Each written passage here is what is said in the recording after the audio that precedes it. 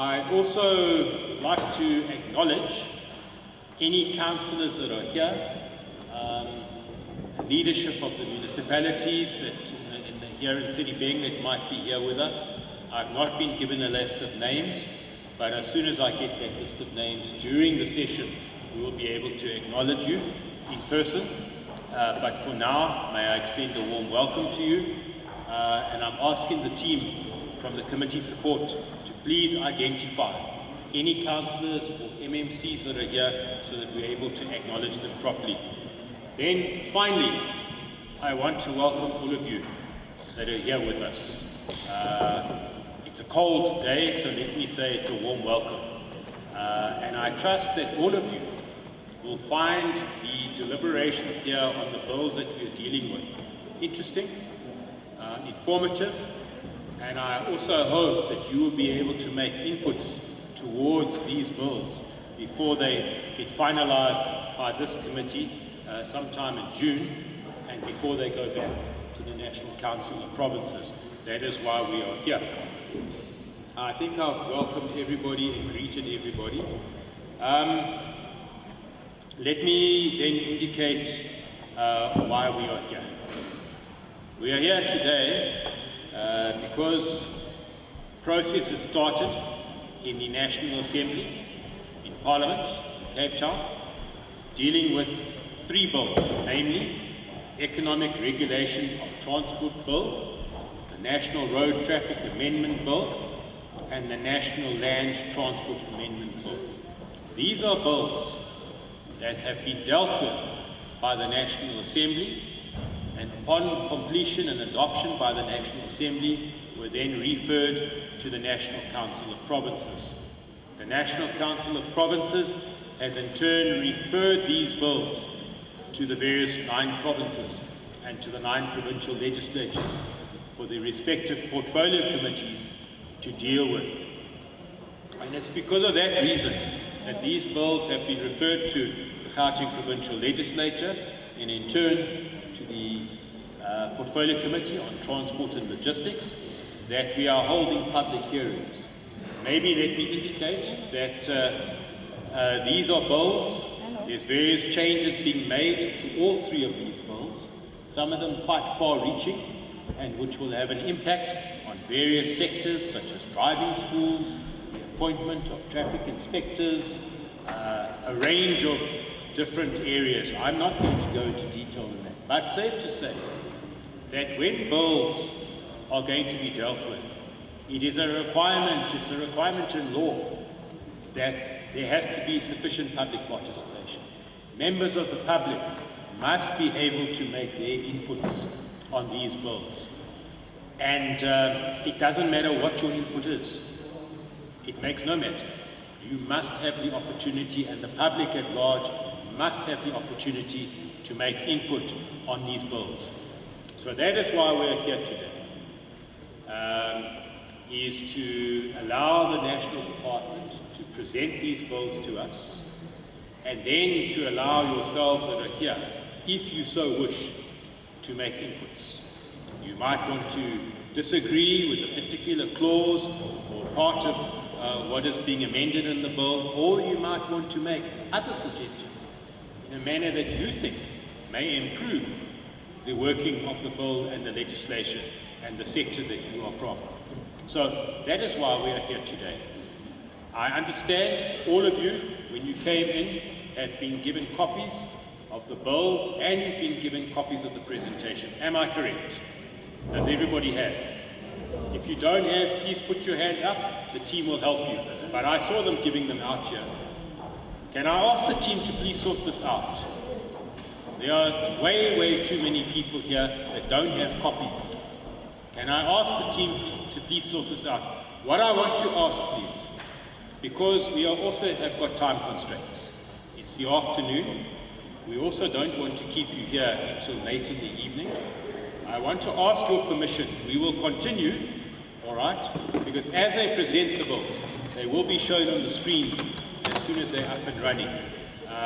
But I suggest we continue while they distribute copies of these documents. And I hope there are sufficient copies here. Mr. Mbisa, can I check? Are there sufficient copies to give out? Okay, can I proceed? Thank you. So, as I've indicated, that is the reason why we are here. I am a bit disturbed that these screens are not working, because if the screens are not working, we can't see the presentations. Can the team please give us an indication as to how long is it going to take to get the screens working?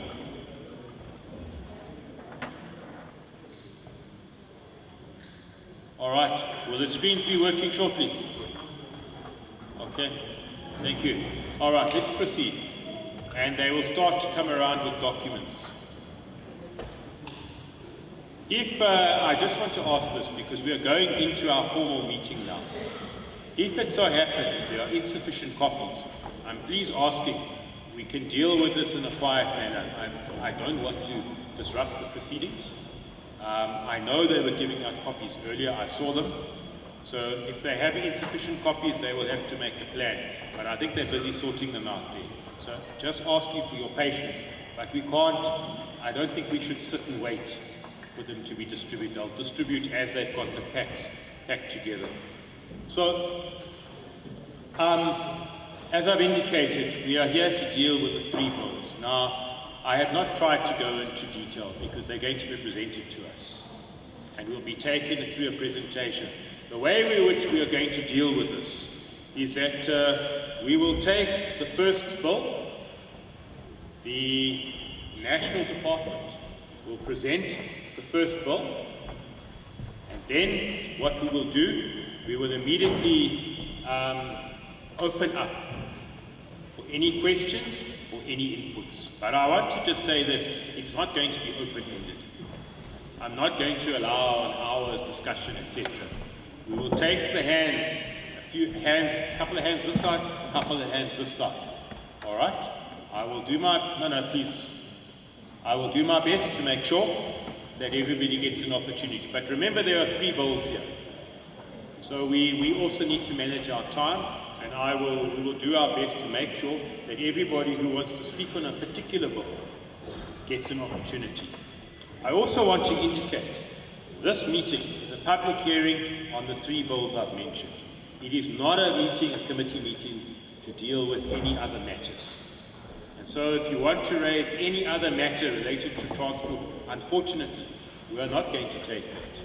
We can interact with you afterwards, but this is particularly a committee meeting and what we call a public hearing dealing with the three bills that I've mentioned. So any other matter I will not entertain. I hope that we are all in sync with each other on that, but I can't open up for general matters related to transport. This is not what the meeting is for. I think the screens are up, they're working, thank you very much. And that'll enable you, until you get the hard copies, you'll be able to follow the presentations on the respective screens. So thank you very much to the team for getting that online. So what I want to do is, a request has been made, and I hope, Mr. Nkamu, you're aware, but I was asked if the first presentation could be on the National Land Transport Amendment Bill. I was asked if that could be the first presentation, and that is going to be presented, I understand, by Mr. Muzi Simalani. Are you okay with that? Okay. Yes, Chair. All right. Before we go any further, I just want to check something here. Okay. So we are going to move straight into the presentations. I want to ask you, if you are interested in this particular bill, make a note of what you want to ask or what you want to say. But that'll come after this bill has been presented. So without wasting any time, let me hand over to, firstly, Mr. Nkamu and your team. I'm not sure if there's anything you want to say at the outset, but let me hand over to you, and then you can hand over to the team member. Thank you so much.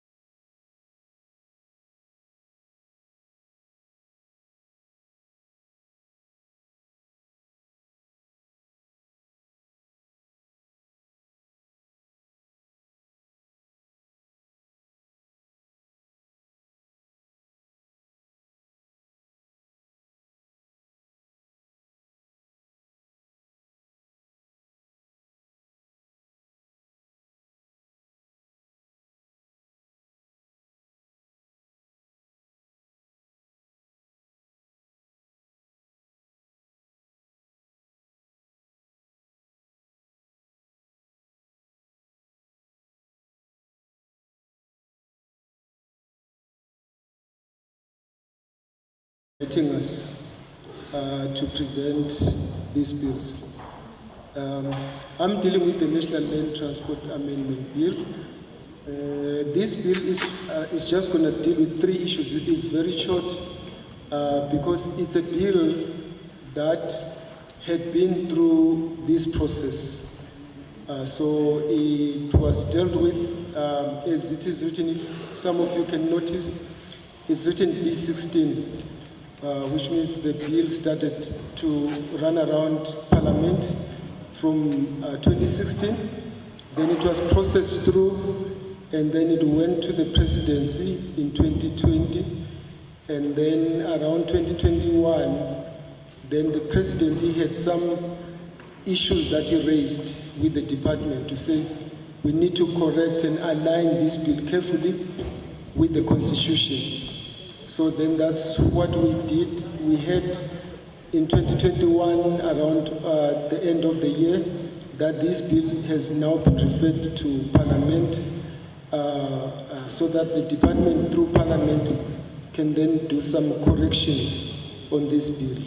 So yes, so to our public who are listening today, so for mine is just to then echo what has been done then in connection with the referral matter by the president of this bill to Parliament.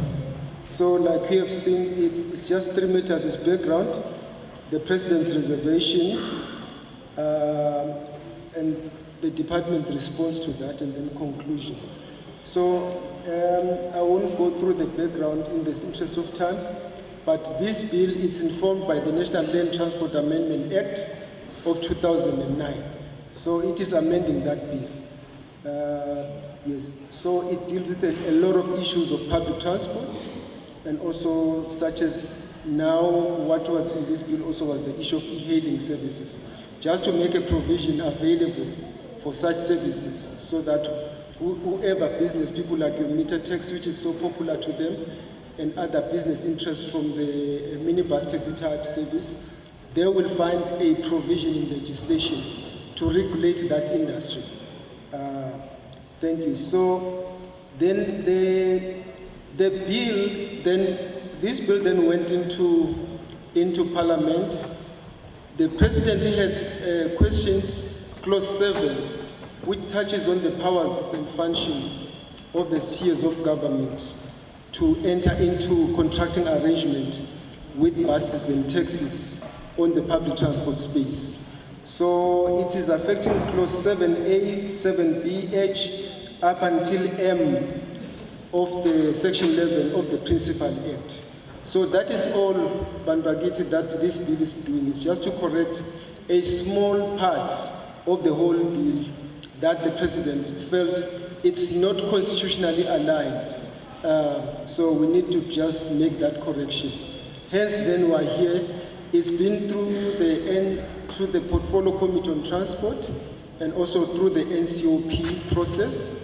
Then the Parliament Legal Advisor and the State Law Advisor, they've already made some corrections into this bill so that it is constitutionally sound and relevant. Yeah. So in that, this kind of, with the advice of the Parliament Advisor, when it went into NCOP, she did advise sharply and carefully to the NCOP committee to say if such a bill is being referred back by the President, according to the joint rules of Parliament, it must only concentrate on that portion that it has been referred back for. So hence, then I'm going to just deal with that matter that the President was not happy about. So on that Clause 7A up to M, what happened is the powers and functions of spheres of government to enter into contract with bus and taxi. In 2009 Act, those powers were already consolidated to the municipal level, where planning is taking place, so that municipalities, once they've done their planning, then they can provide an efficient service in our communities, within its jurisdiction, for that service that is needed by the public. So those powers were given to the municipality. However, because of the gaps somewhere in between municipality and the province, what we were hearing from the province was that they also will want some certain level of those powers, so that where there are gaps, they can also come in and do the contractual arrangement. However, then this is where we got into being corrected by the president that provinces and national, they are not permitted to come into a municipal space and take over functions as they wish. Whatever functions that, if they want to do any function in a municipal jurisdiction, they will need to consult with the municipality to respect the boundary of a municipality. So this is where then this bill comes in that we're trying to correct. So what we've done in doing that, in giving these powers back to national and province, was then to give to municipalities to write something to say municipalities will only enter into contracting arrangement through a criteria and requirement. Then that was what we put it, that to say we cannot give conditions to municipalities to do certain function in their jurisdiction. These are their constitutional original function, so we need to leave these powers fully to the municipality, whether they've got capacity or not. Then we can only come in as national and province to bring in capacity within municipalities. And also, what we're questioned by the president is what there is no need for national and province to have powers to enter into contractual arrangement, because the constitution already gives powers to national and province to intervene in certain instances where there are service gaps in our communities, where municipalities have not reached to certain communities to do that function. So then they already have those functions, so we don't have to give them in this manner the powers and function of contractual arrangement. So we have then removed the issue of criteria and requirement. We remove the issue that certain municipalities need to be exempted when doing this function. They have to write to the minister so that they'll be exempted from qualifying through a criteria and requirement, which was also questioned that it's also another impediment condition that we are giving to the municipality. So we remove the issue of exemption, we remove the issue of requirement and criteria, and then we restored back the powers of the municipalities as original functions of the municipalities. The powers to enter into contractual arrangement with taxis and buses in the public transport space. So therefore, in conclusion, then we were requested to say the issue of capacity gaps within a municipality, we cannot correct it by providing these powers back to province and national. But the constitution gives powers to national and province to actually go down to capacitate municipalities so that they are able to deliver services that they have to deliver on. So that is in short, Chair, what we have done. So if anything to remember on this National Land Transport Amendment Bill, Chair, is just to say the department through Parliament are requested to correct so that we restore back the powers and functions of the municipalities to enter into contracts arrangements with taxis and buses. So that's all about my part of the National Land Transport Amendment Bill. Just to save time, Chair, I think I can just stop from there. Thank you, Chair. No, thank you very much, Mr. Similani. I think you've dealt with it in a very clear manner. I'm not even going to try and summarize what you've said, because you've clearly outlined what this amendment bill is about. So, and in short, as you've indicated, it's really about ensuring that in the legislation, the powers and functions of municipalities and areas at which they have jurisdiction is given back to municipalities in terms of the legislation. And that was the challenge previously. And those were the concerns and why the bill was referred back by the President in the first place. So I want to then check, this is the first bill we're dealing with. It's a very short one. Whether there's anybody here that wants to ask any questions about these amendments on the National Land Transport Amendment Bill. If there's anybody who's got any questions or any inputs on that. If nobody has, it's fine, because it's a very clear piece of legislation in terms of what it's having to achieve. But if there are hands, I'll take hands. Are there any hands? Going one, going. Okay. I see 1, 2, 3. Gentleman here, hand at the back there, somebody wearing a black jersey, and then further behind, somebody wearing a cream colored top. So that's 3. Is there anybody on this side? I take number 4 here. Person over here. So there's only 4 hands, and that's all I'll recognize. I'm not going to take any further. Is there a roving mic for the first gentleman here? What I would ask, please, if you could just introduce yourself and say who you are for recording purposes, and then go straight to your question. Thank you so much, sir. Good afternoon, everyone. I don't know whether, Chair, I'll be speaking on the point in terms of the agenda, I don't know. But what I have here in terms of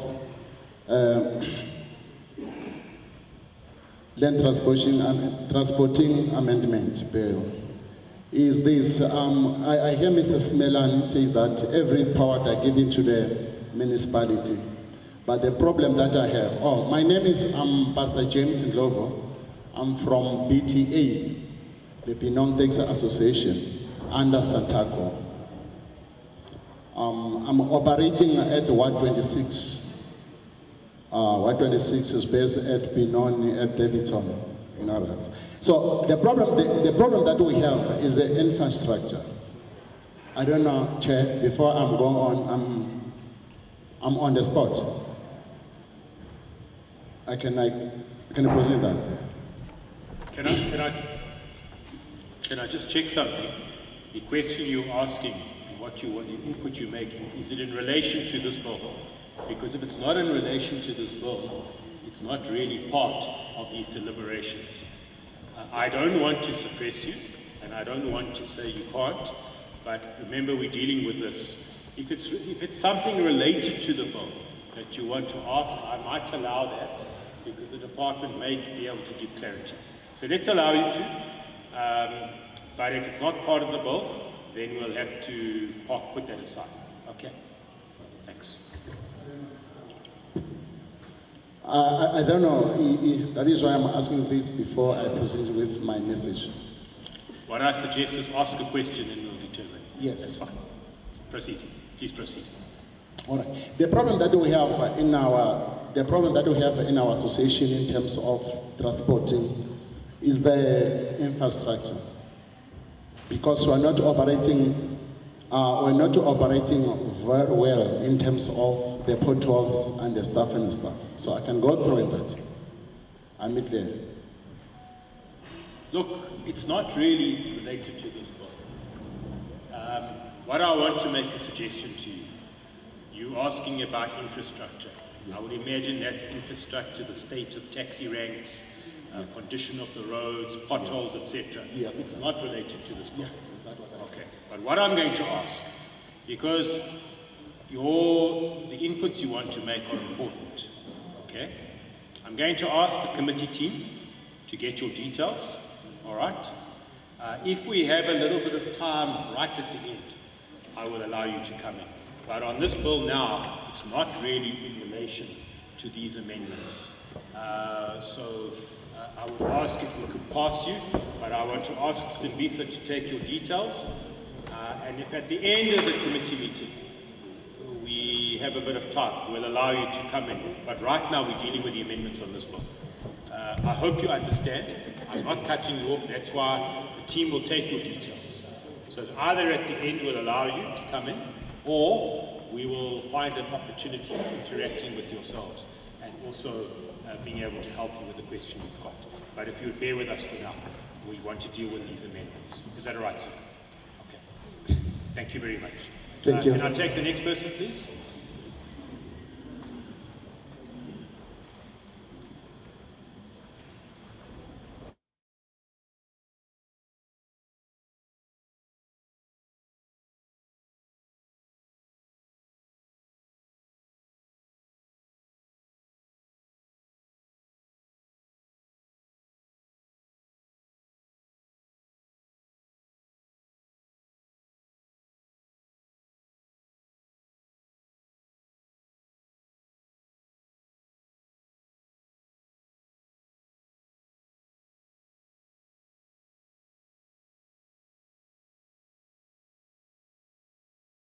indaba zakwa-transportation nakuyibhili singene siyithole leyo chance leyo sizokwazi ukuthi ngoba manihamba sidinga ukuthi nihambe nine-information bengiyicela siyithole leyo chance leyo but with regard to ibill bengizothi mina amandla afanele bawathole abomasipala but bangavalelwa ngaphandle i-province ne-national because kuney'nkinga ey'ningi ezenzeka komasipala uthole sometimes omasipala abakhona ukungena bakhona uku-interfere so should omasipala bawathole amandla but uma ngabe kunezinto ey'hamba wrong I-escalate phela i-information iye kwi-province ne-national. That would be my proposal in terms of the bill.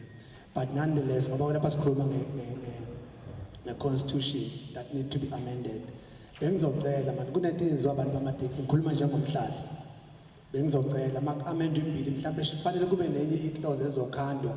Abantu bamateksi basihlupha mangilayishe ifamily yami ngemoto yami bazofuna ukudiliza abantu emotweni yami ngiyathelela mina imoto ngiyabhadala ngiyayibhadala i-ECF so I don't think it's fair kanjalo so bengicela i-national sithi khona la ne-profit bakwazi uku-engage ey'ntweni ey'fana nalezo ngeke ngikwazi ukuthenga imoto yami bese ngivinjwa umuntu weteksi endleleni athi ngingalayishi ifamily yami I think it's unfair. I thank you.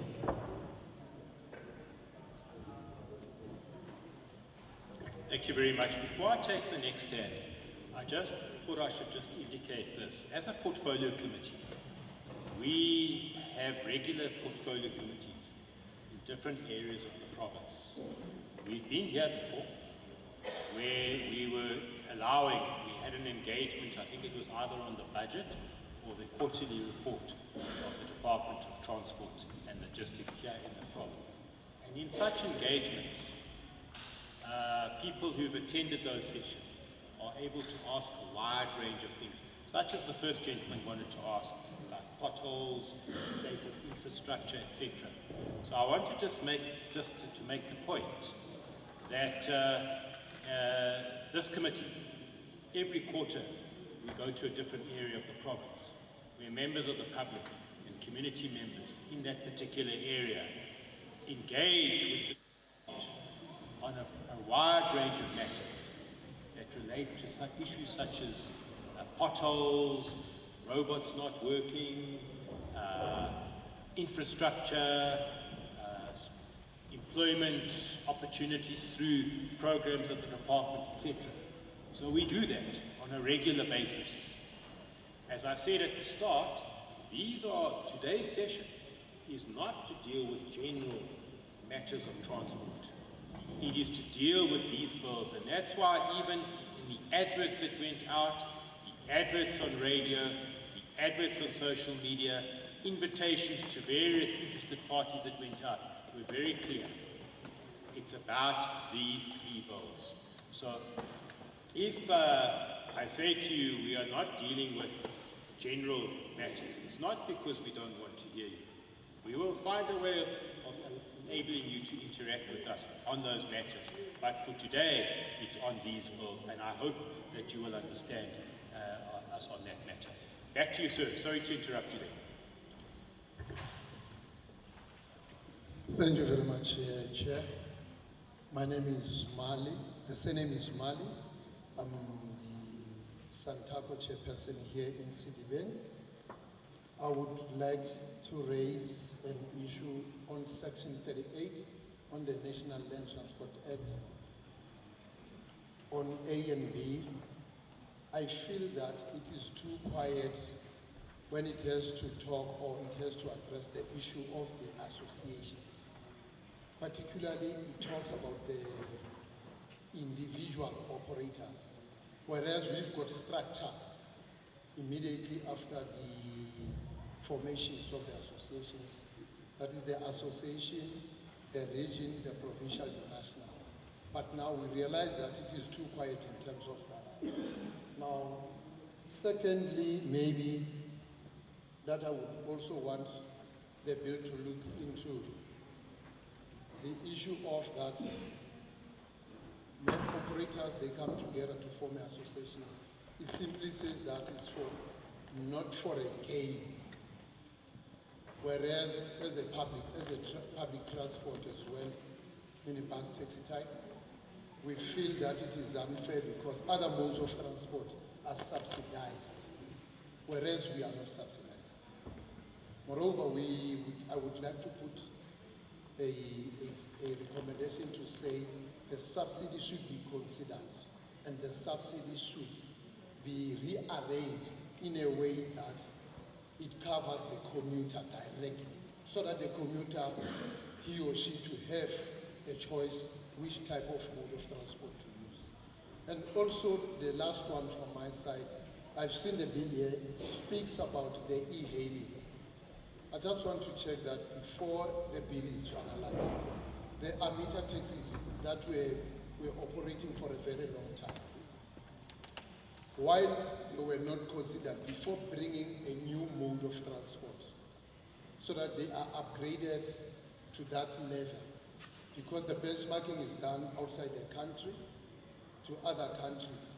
So therefore, I do believe that if they were considered to say they need to move with times, maybe that would help to reduce the conflicts that are on the ground. I thank you, Chair. Thank you very much, sir. The fourth hand, the gentleman over here in the white jacket, sir. I'm Paul Chairperson.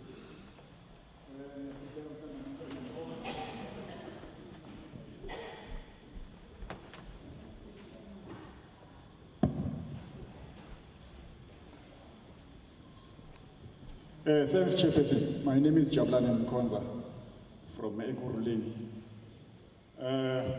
Ngiyacabanga ukuthi nami ngizokhululeka ngolimi lami. Okokuqala mhlambe ngiyacabanga ukuthi manje mhlambe sizokhuluma ngebhili. Ngokufanelekile ukuthi mhlambe masithola ama invite nisithumele namakhophi sizokhona ukuthi nathi masicubungula sibheke ukuthi sikhulumela phezukwana. Ngoba manje mhlambe sikhuluma ngento esingayiphethanga thina iphethwe yinina noma ngabe mhlambe sifuna ukufaka ama input asinayo i-document ukuthi sibheke ukuthi kuphi nakuphi nalapha ezokhunjana, kodwa manje ukuze bese siya generalize, it is because of inkinga esihlangabezana nazo. Like ebengafuna ukuveza ukuthi in terms of ilokhunjana i-transport, public transport, whereby la kunamalokhunjana contracted bus lokhunjana operations, nalama operations aphethwe umasipala, i-service yakhona ayifanani. Besingathanda ukuthi mhlambe nalapho niyibhekelele khona ukuthi izinto mazihambe ngokulingana, ungathi mhlambe la khona ama-elites engathi ama-transport akhona baphathwa kahle, but mayifika ngathi ngakithi thina abantu abansundu kuma-bus contracted buses iba i-problem always. And in terms of ukuthi mafanele ukurenew ama-contract siba nenkinga because of ngale ecaleni lethu laseTsakani, ever since i-transport yathathwa solokuthiwa mafanele ngabe kudluliselelwa ama-contract kuthiwa asikho ohlwini, ngathi singabantu singake sike sibe namabhasi kanti siseka nawo amabhasi. So siyacela ukuthi in terms of lokhunjana kuma-contracted lokhunjana niyibheke ukuthi masitreatwe ngendlela efanayo, singatreatwa ngendlela ehlukene. Ngiyabonga. Okay, what I'm going to do, let me take the first gentleman here, sir. I'm going to allow you to ask what you wanted to ask because this is being recorded, all right? We'll take down the details of everybody's asked questions. Tabisa and the team, make sure you get everybody's details. We'll find a way of bringing you into a session where we deal with these matters. But for the sake of being fair, because others have now asked other matters, I will allow you to ask, be brief, we'll record, we'll take your details down, and we'll make sure we bring you into a session where you can be able to raise those matters. But for fairness, I will allow you to raise your input. Thank you. Thank you, Chairperson.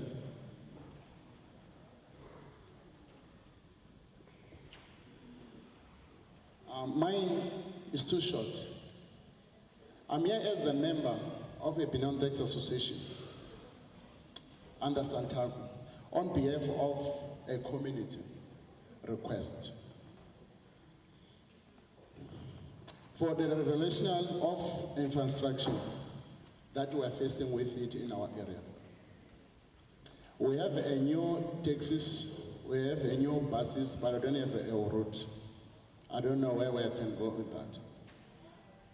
Our street in Etwatwa, Davidson, Benoni, at Barcelona, Ward 26 particular, have been experienced 2 weeks and a damaged road. This results in the potholes, especially when the rain is raining. We can't walk. Was being spoke to councillor, the council that we have, but he tried all our best, but until today we are failing. As the Tax Association, we decide to have a strike to not take the people where they're staying, because we are failing to have a chariot. Chairperson, we are looking forward in order to being helped in this. When we have some funeral, we're not managing to reach where the people stay, particularly in the ambulance, subs. We're used to drop the people on the road before they reach the destination, and they are getting kidnapped and raped. In that, I'm looking forward, my honorable skinman, to help us. I thank you.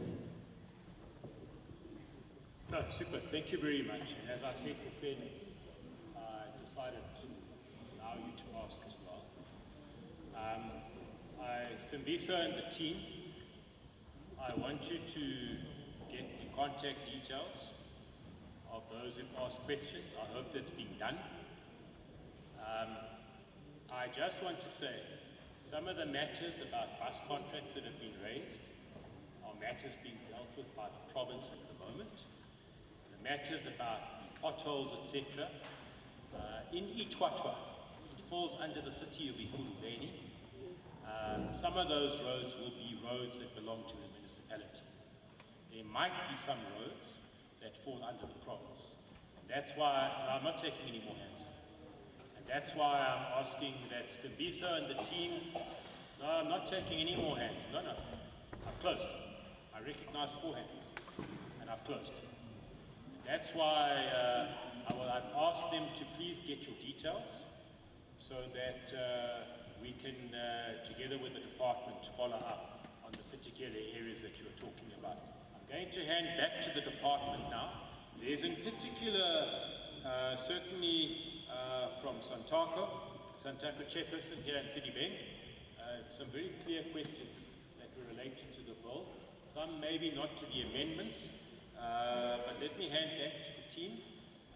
If there's any other questions that you ask that you want to answer that you feel relate to the bill, please do so. And also please give some guidance on the question that is input made in terms of section 38.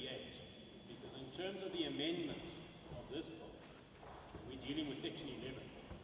So I would also want you to give guidance to Santaco as to what do they do with their input around section 38 and whether it indeed is part of the amendments or not.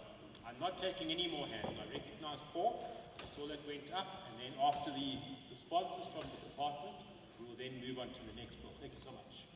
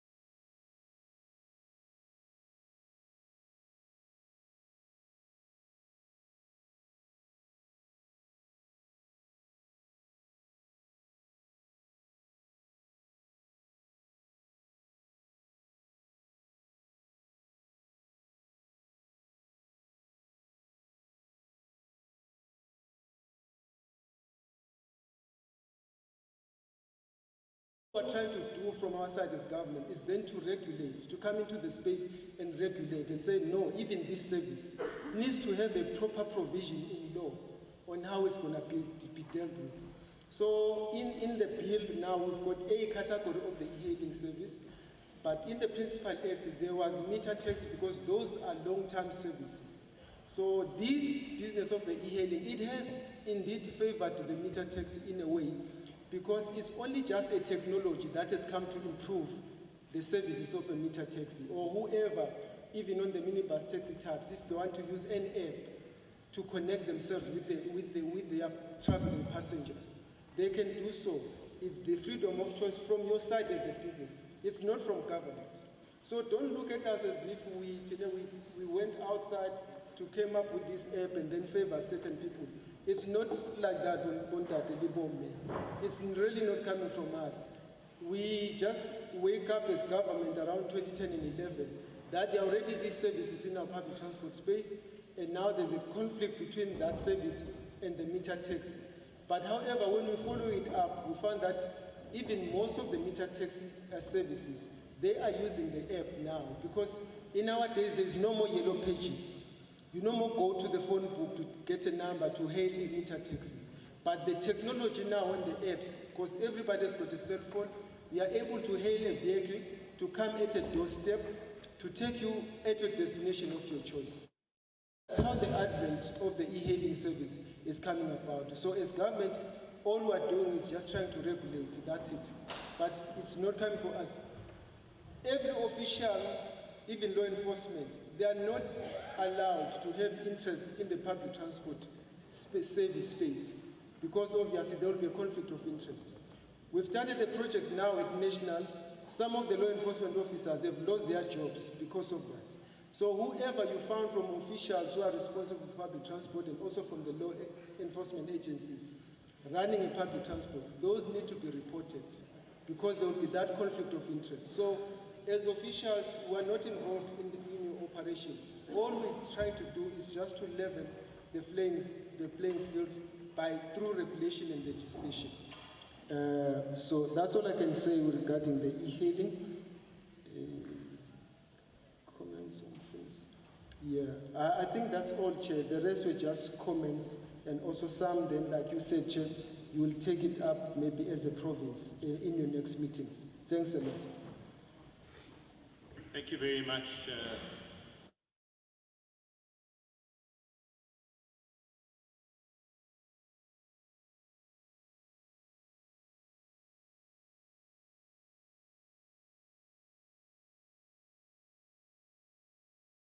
Around Section 38 have been answered as well. I want to just take this opportunity of welcoming members who've just joined us. Welcome, Member Khadebe. And also anybody else here in the hall with us that's come in since we started, welcome.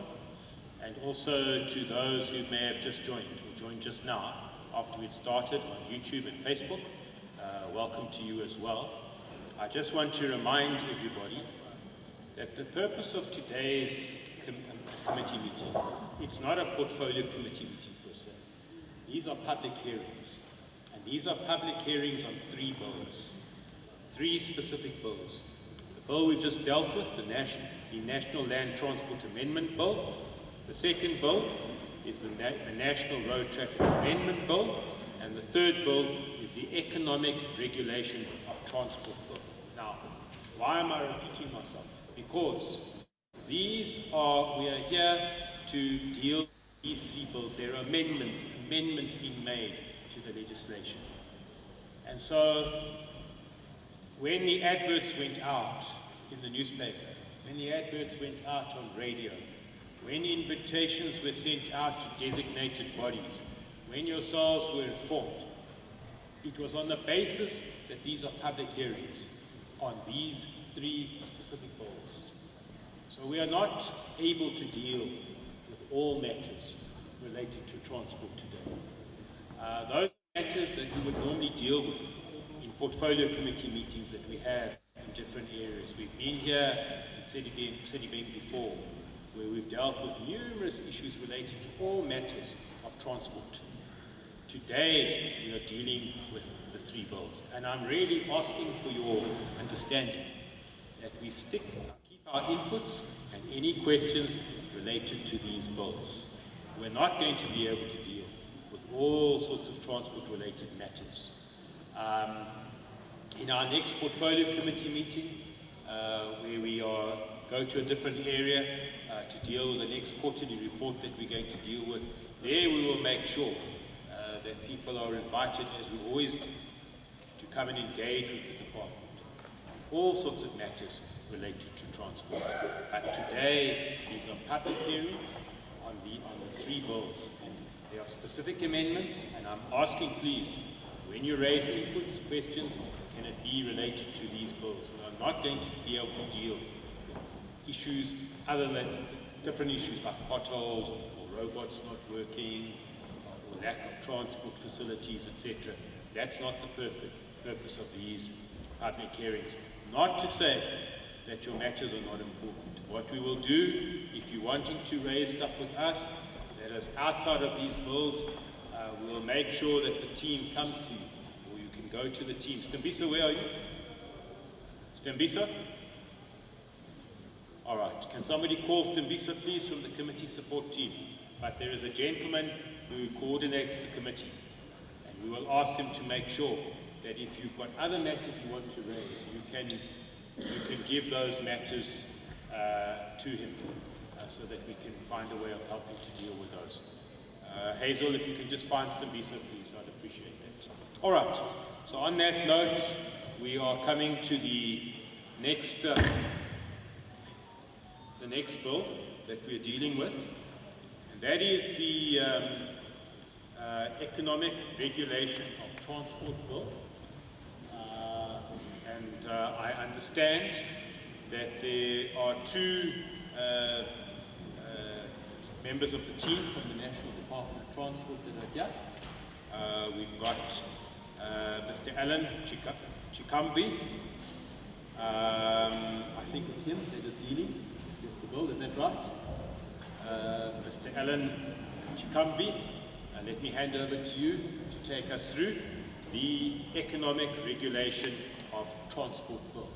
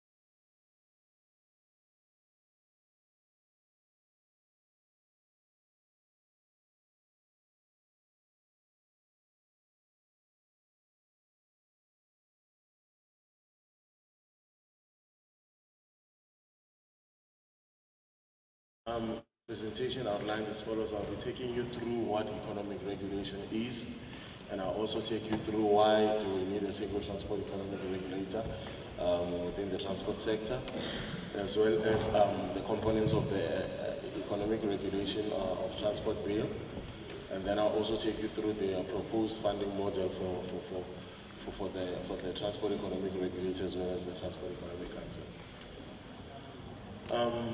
What is economic regulation?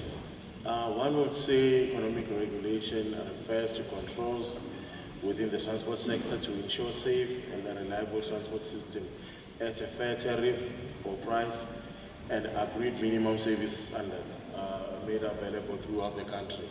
And its objectives are to ensure that services provided to consumers are effective, efficient, sustainable, and meet consumer needs through the consumer protection, competitions regulation, as well as price regulation, together with service regulation, service quality regulation.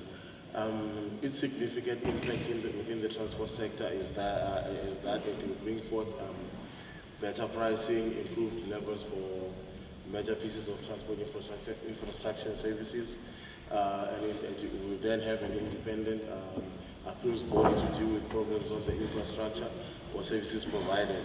There won't be any need for one to take a political route, and a specialist body to help design and oversee concession agreements, and then the regulator also may engage with the transport sector at large, together with the provincial and municipal authorities by providing technical assistance and expertise within the economic regulation space, as well as cooperative activities to detect and suppress prohibited conduct and offences within the transport sector.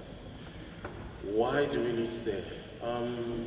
Currently where we are sitting, South Africa needs to ensure that we've got an efficient and effective transport system in order to meet economic and social goals. And when we conducted one of the international benchmarking studies, we then realized that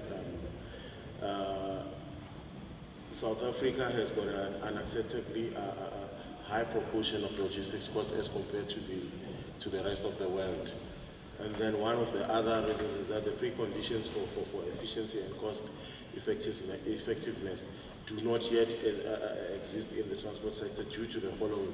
There's potential conflict of interest, there's significant gaps within the regulatory framework, which inhibits government's ability to provide consistent and comprehensive economic oversight. And then there's scarce skills and lack of capacity in economic regulation. There's absence of clear appeals process for regulated entities. And then economic regulation in the transport sector is currently fragmented. In some cases, it is non-existent. And then by introducing STAIR, which is a single transport economic regulator, which consists of Transport Economic Council as well as the Transport Economic Regulator,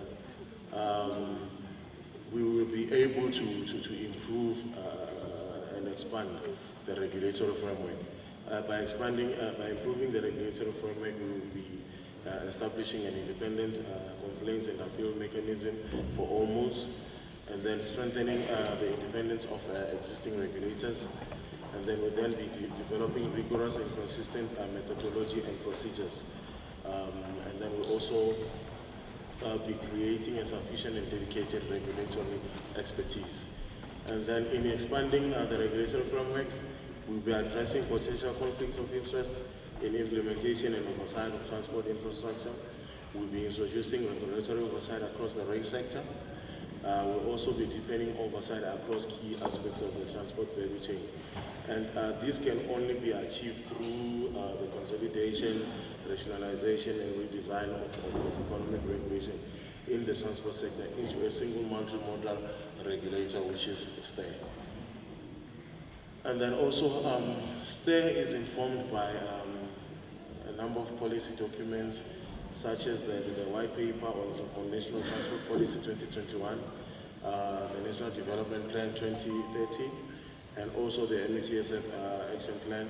And STAIR also forms part of the economic reforms and stimulus package, which realizes the goals of operational Vulindlela.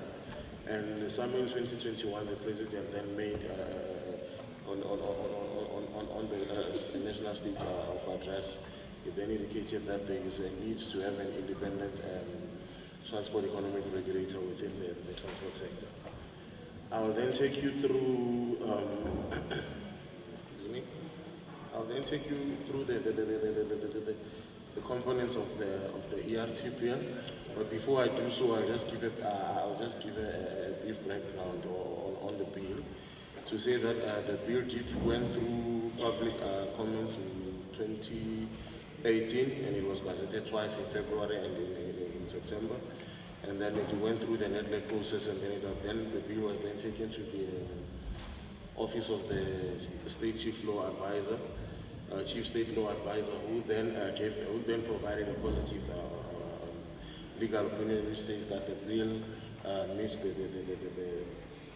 the constitutional requirements, and then the bill was then taken as a Section 76 bill.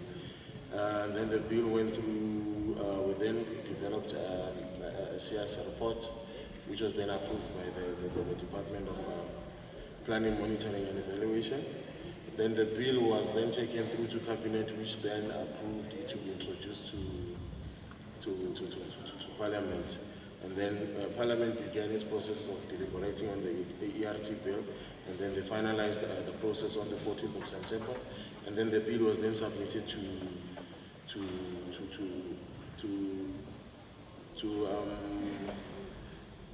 it was then voted for by National Assembly to be introduced to NCOP for concurrency on the 27th of September 2022. Then the bill consists Can I just stop you there? Sorry to interrupt you. Can I ask those who are dealing with the projection of the presentation? I can hardly see it here. I doubt if anybody sitting there can even see it. Can you please put it onto slideshow presentation so that everybody can see, so that it's clearly visible? Sorry to interrupt. Please proceed.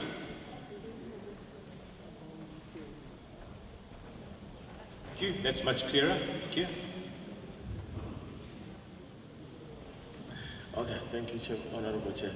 And then I'll then take you through the narrative of the bill. The bill consists of two components, which are divided into issues of governance and issues of substance. By issues of government, we're referring to matters that refers to the institutional arrangement and legal design of the regulatory system and framework within which decisions are made, and then the establishment of regulatory independence, and then the appointment of the regulator and the handling of disputes and appeals mechanism. And when referring to substance matters, we're referring to content of regulation, how actual decisions, whether explicit or implicit, are made by the specific, by the specified regulatory entity or other entities within which government, along with the rationale for decisions, choice of pricing methodology and scope, together with the licensing requirements and licensing obligations, etc. As you can see on this slide, Honorable Chairperson, the bill consists of 6 chapters. Just for time's sake, I'll then have to skip this one, Honorable Chair.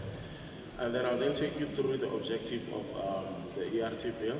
The bill aims to address shortcomings through consolidation of economic regulation of transport within a single framework, and then make consequential amendments to related acts, and establishment of the Transport Economic Regulator as well as the Transport Economic Council. That aims to promote issues such as the development of competitive, efficient and viable South African transport industry contributing to economic growth and development. Issues such as promoting appropriate investment in the transport sector facilities and services. And also it establishes an appropriate institutional arrangements and procedures to support consistent economic regulation of transport activities and services. It also enhances transparency in the management of transport facilities and services. It also acknowledges the transformation agenda in South Africa. Then I'll then take you through the governance structure of the ERT bill. So on this one, Honorable Chair, the bill proposes the establishment of the Transport Economic Regulator and the Transport Economic Council, each of which will be established as a state organ responsible to the minister. As you can see on this slide, STAIR, which consists of Transport Economic Regulator as well as Transport Economic Council, is then responsible to the minister. And when I then take you through Transport Economic Regulator, according to the ERT bill, it's then established as under Section 29 of the ERT bill, and the regulator will be the primary technical, administrative, and enforcement regulator responsible for carrying out education, research, price control, approval, access request, approval, investigation of complaints, and enforcement. These powers will be vested within the executive regulatory panel, which is stipulated, which is down below under TER, which is established by section, by clause 34 of the ERT bill, which will comprise of the CEO together with the executive officers, and both the CEO and the executive officers are appointed by the board. and the board of the regulator will then fulfill only a governance and oversight role. And the board is then is appointed by the minister, just for your information. And then I'll then take you through what the TEC is, and then the council will be the primary adjudicative entity reviewing decisions of the regulator when an affected party applies for such a review, and reviewing the decisions of the regulated entities when a user of a facility or services provided or licensed by the regulated entity considers that its rights have been adversely affected. So when one is then aggrieved by the decisions which has been made by the council, he then has to take the matter to the judiciary system for an appeal. The bill then further takes us through the process in which I'll then take you through clause 4 of the bill, which speaks to the decisions process of application of the Act in sectors which are not currently regulated. But before I take you through that one, Honorable Chair, I would like to indicate that clause 4 establishes the framework for the economic regulation of transport and defines the scope of the bill. All markets, entities, facilities or services in the transport sector which were subject to economic regulation in terms of the listed legislation will continue to be regulated once the bill is enacted.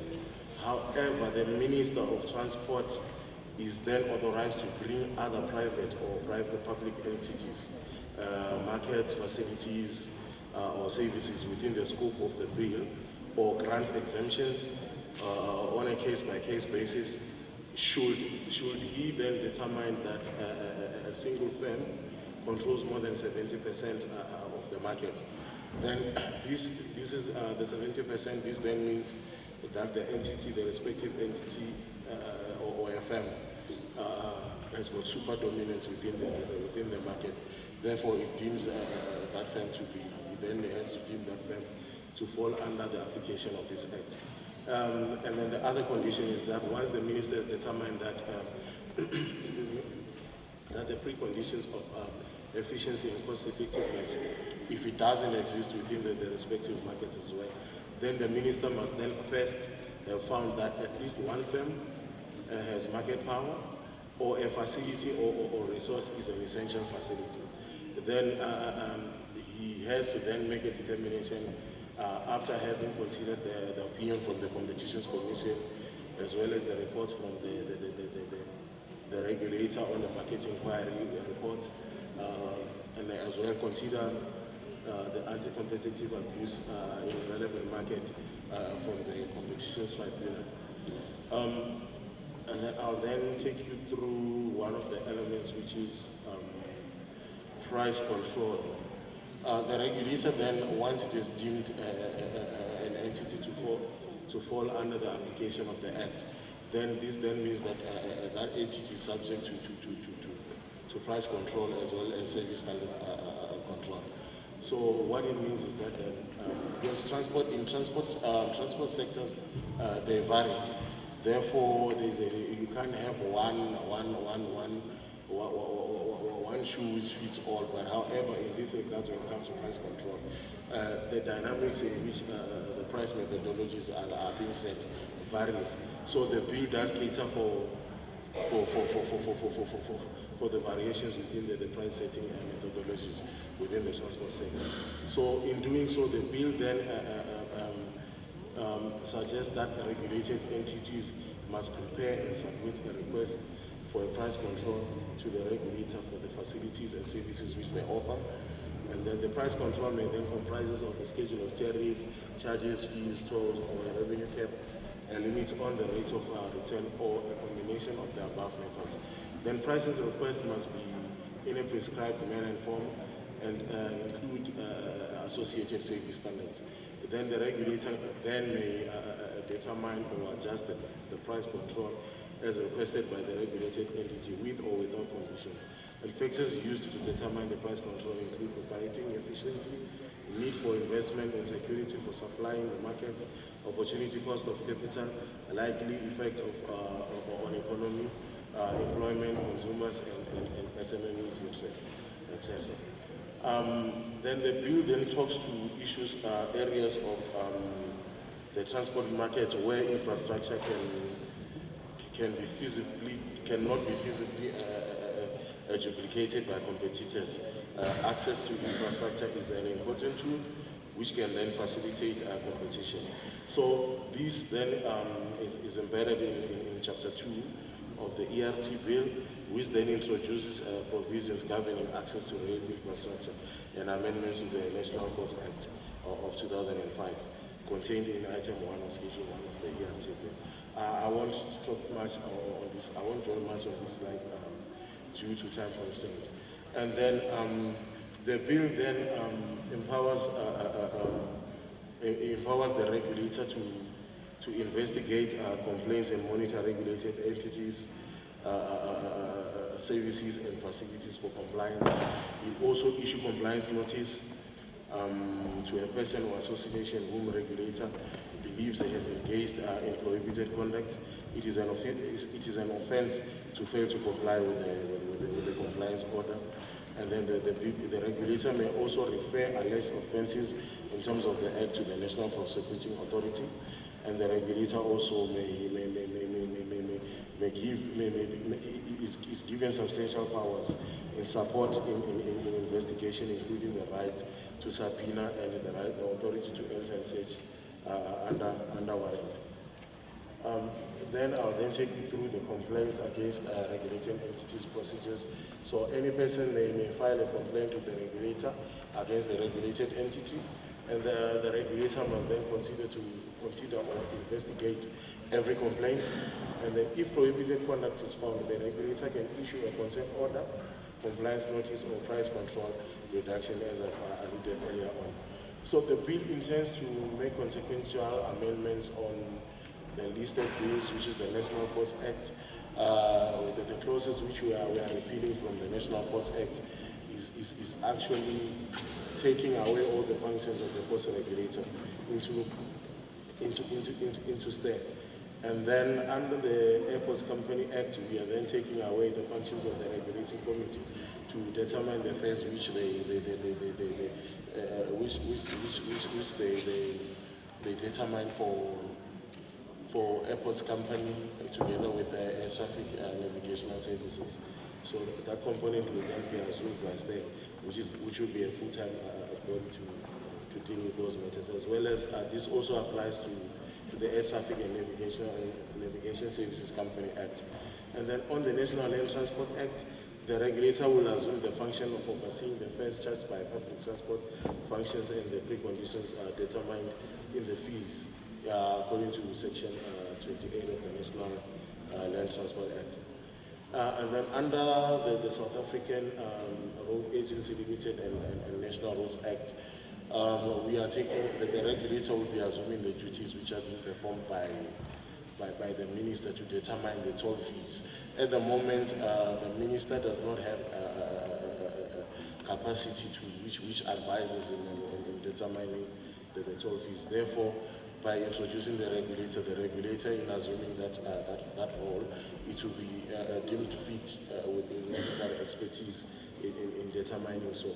And then I will take you through the proposed funding model for the Transport Economic Council as well as the Transport Economic Regulator. At inception, Honorable Chair, we can't avoid the regulator being funded from fiscus, but however, in a long term or in a medium term, we're anticipating that the regulator will be self-funding through levying charges to the regulated entities. And this then allows the regulator to be independent. Since you know if the regulator is not financially independent, then he who is granting the funding to the regulator might then have to we will then be conflicted in regards of forcing the regulator to do what they will be intending them to do. So in this case, however, the principles of how these fees are going to be charged to the regulated entities will be best set in concurrence with the Minister of Finance, and we'll then look at the overall amount of money collected is in line with the needs of STAIR and actual cost of regulation. and then checks and balances to ensure that the regulator is as efficient as possible in completing the regulatory task, and the regulation is only undertaken where it improves economic outcomes, value for money. I thank you, Honorable Chair. Okay, thank you very much. Before you move away from the presentation, the presentation that's been made is correct. It's on the amendments to the bill. It's on the bill that's before us. But what I would like to ask you to do, is there a way you can give one or two practical examples as to how this bill is going to work? So, for instance, you spoke, the presentation talks about toll fees. I want you to give an example. How is it going to work on toll fees? Just give a practical example of that. Secondly, we have Santaco here. We have Benoni Taxi Association here. And I think there might be other associations here. In terms of taxi associations, give us an example. How is this going to work? Why I'm saying that is because, you know, when you deal with legislation, legislation can be at a very high level. And I think there are members of the public and some of our guests that might be hearing about this bill for the first time today. And therefore, I think it would be helpful, just give us on those two areas practical examples as to, by this bill coming in and being enacted when it gets to that stage, what does it mean? How is it going to work? How will it affect taxi associations? How will it impact on toll fees? I thought I'd just use those two areas where you could just give us some practical examples how it will work. That may well help then for everybody who's listening here to then ask questions that may be related once we get some practical examples. Thanks very much. I hope I haven't put you on the spot. Okay, thank you, Honorable Chair. I think it's necessary for me to then give practical examples for the sake of understanding. I'll start with the one on the toll fees. As we all know that currently our national roads, I'll stick to an example of the tolls because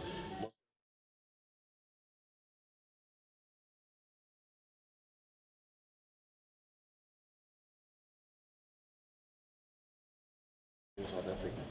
So when you look at those national roads, it falls under what we call an essential facility. So an essential facility, according to the ERC bill, then means a facility or a resource that cannot reasonably be duplicated and without access to which competitors cannot reasonably provide goods or services to their customers. So currently the situation which we are having, we have the Minister of Transport, who's the custodian of SANRAL, which is a state-owned entity. And SANRAL then it issues companies on a contractual basis to then maintain their roads, and in return they charge toll fees for utilizing the roads, the national roads. So in determining those toll fees, what SANRAL then do, what SANRAL does is that it makes an application to the Minister of Transport to say, given reasons A, B, C, D reasons, we would like to increase our toll fees, let's say for example by 5 rands. And then the minister will then have to sit and look at the request which has been made by SANRAL, and minister has to determine whether he's granting the increment of the toll fees to SANRAL or not.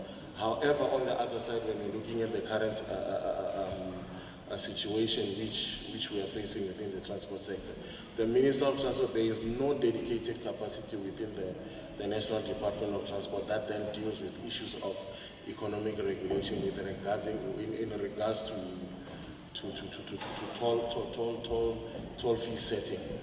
So we then realized that those are one of the areas which we have identified as gaps which needs to be addressed by introducing an independent economic regulator, which would then look into issues to say, okay, we hear you, somebody, we're saying you want to increase your toll fees by 5 rands.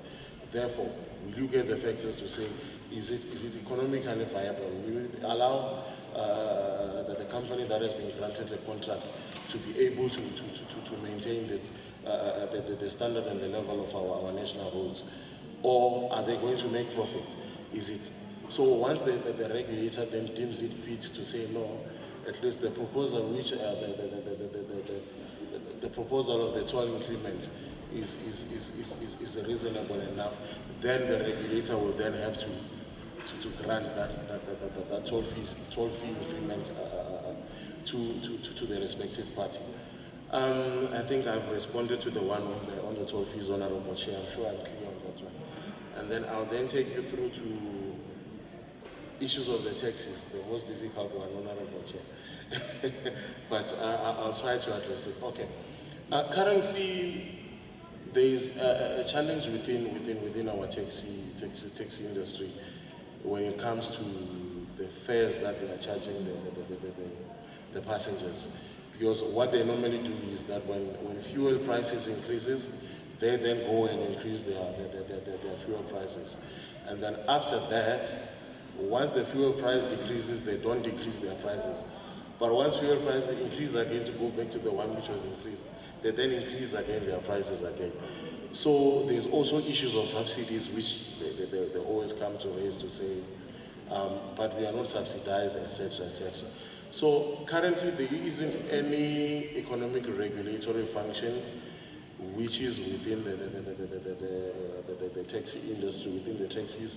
But however, when you look at what is determined within the ERT bill, we are saying that the minister's got the powers to can add who can be regulated or to exempt who can be regulated on a case-by-case basis.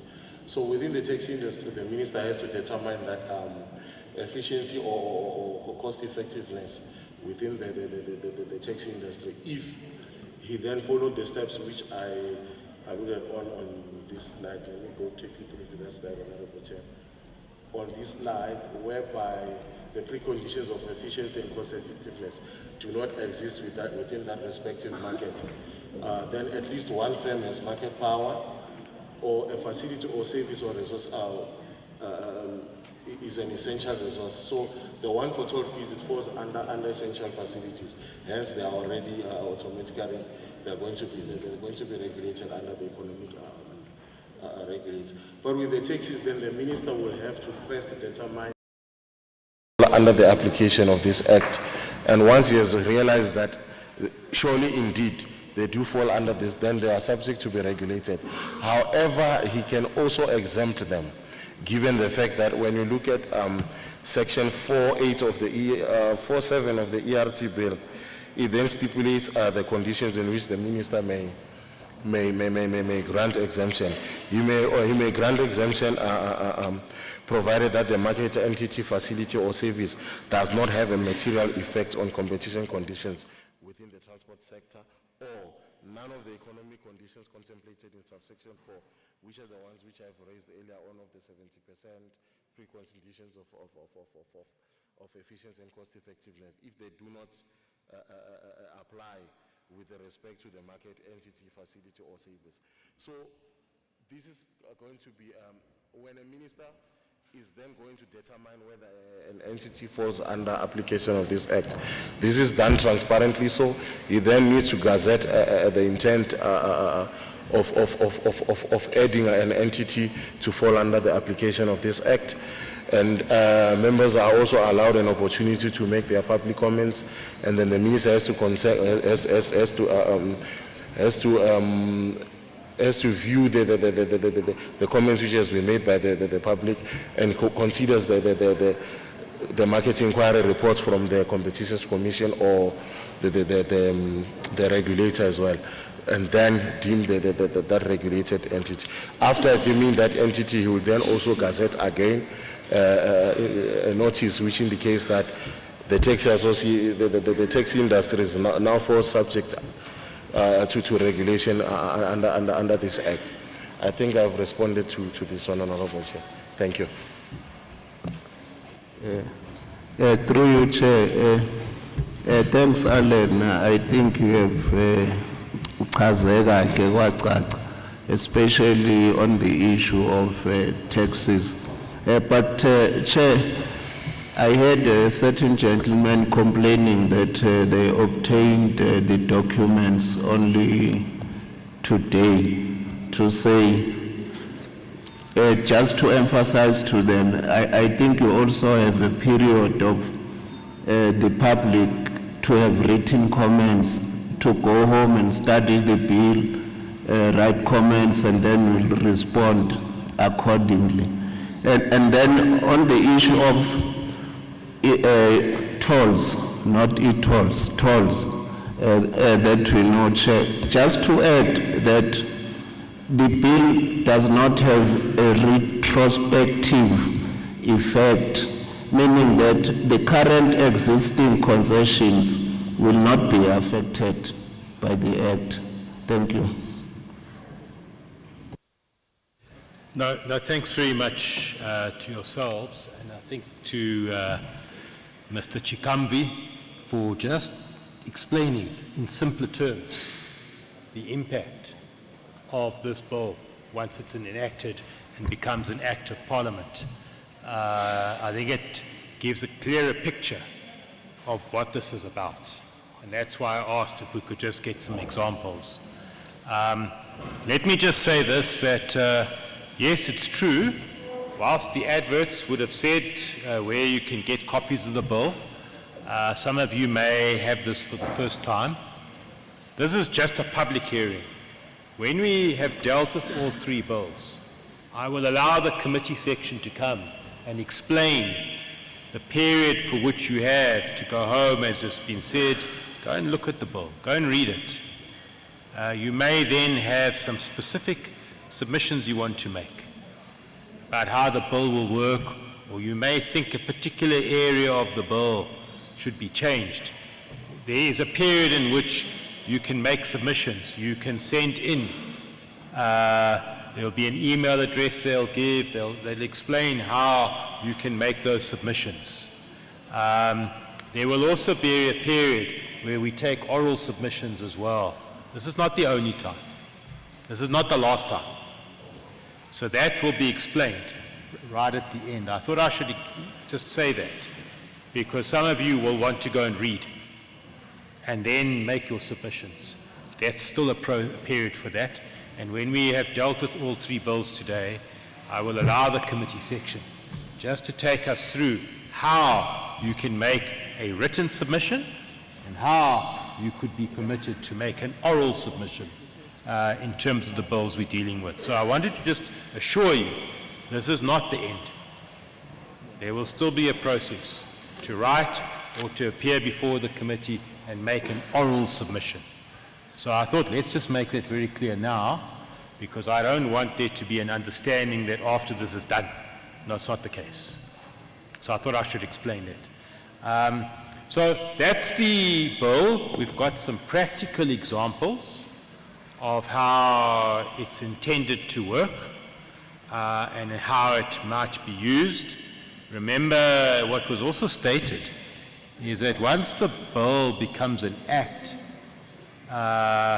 then it's up to the minister to determine which sectors fall under the jurisdiction of the act and which sectors may be exempt from falling under the jurisdiction of the act. And those are areas you may also want to make written submissions or oral submissions saying that in your view, this particular sector or that particular sector should not fall under the jurisdiction of the Act. So I just wanted to explain that as well. So on that note, what I want to then do, as I've explained previously already, we are dealing with this bill. So unfortunately right now, we are not dealing with a road that's got potholes or a taxi rank that needs to be upgraded or robots, etc. We are dealing with this bill. So I'd really want to ask that if you've got any questions or make any inputs, can we make it on this bill? and on what's been presented to us. I'd really appeal for that. At the end of the meeting, what I'm going to do, if you've got other questions that relate to transport-related matters, like, for example, one of our guests was talking about roads in a particular area that have got potholes. At the end of this meeting, I'm going to, Stimbiso, can you just stand up? There's Stimbiso Mtiani. He's from the Portfolio Committee. He supports our team. At the end of this meeting, if you've got other matters you want to raise, he's going to be here at the front with a team from his office, and they will take down your details and the critical issues. Some of them may be urgent issues.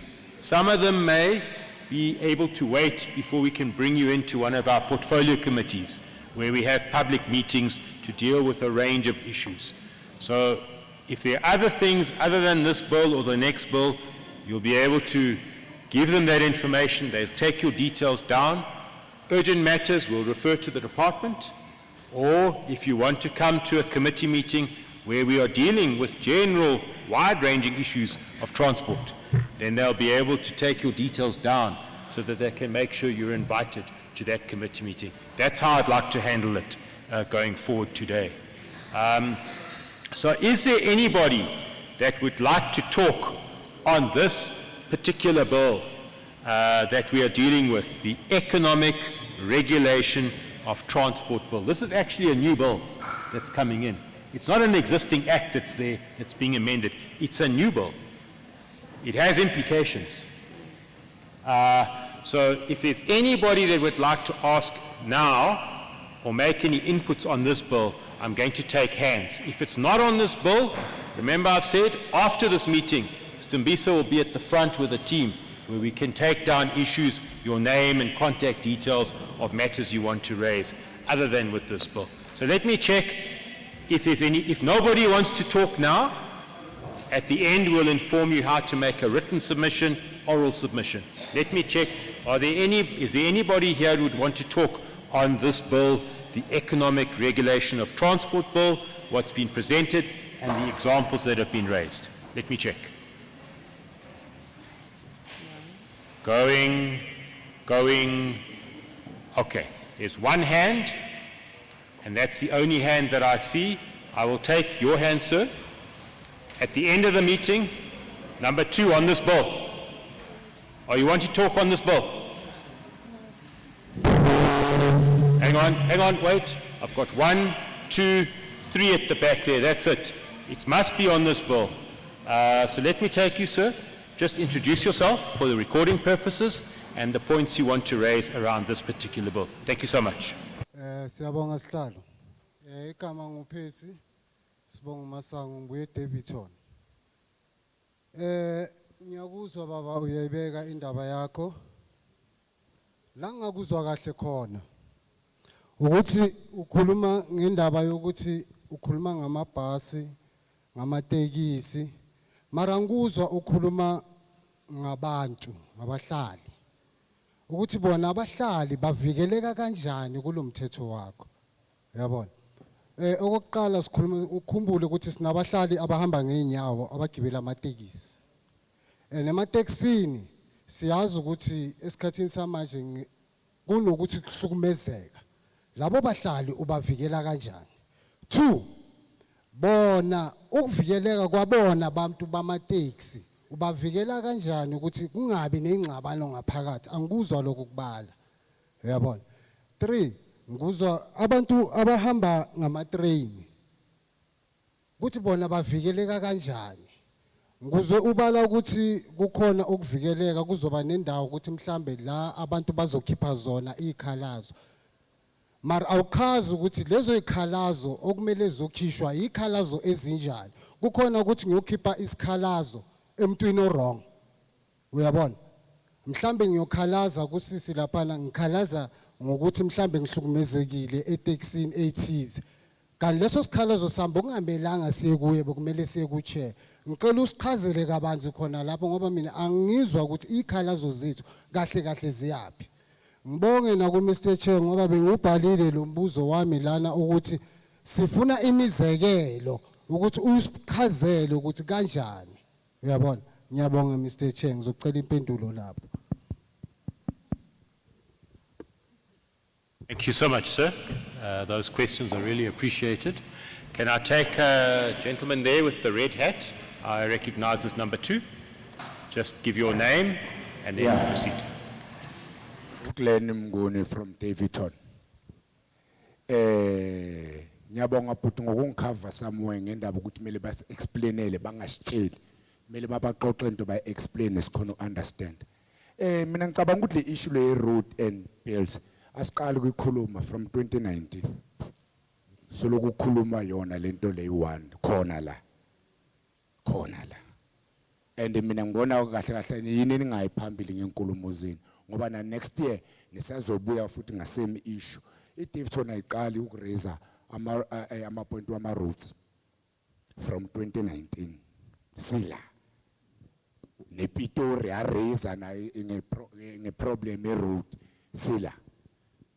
Please siceleni sephambili ngama issue singasoluku sikhuluma nge road ziningi into esingazikhuluma la legislator nabezayo next year abazofana nani bazokhuluma ngayo futhi road. Please guys asenphambili.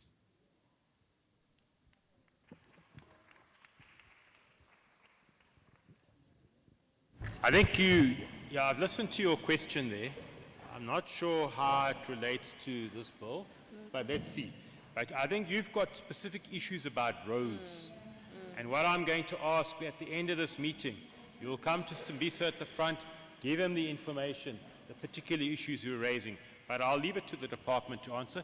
The gentleman at the back there I recognized as number 3.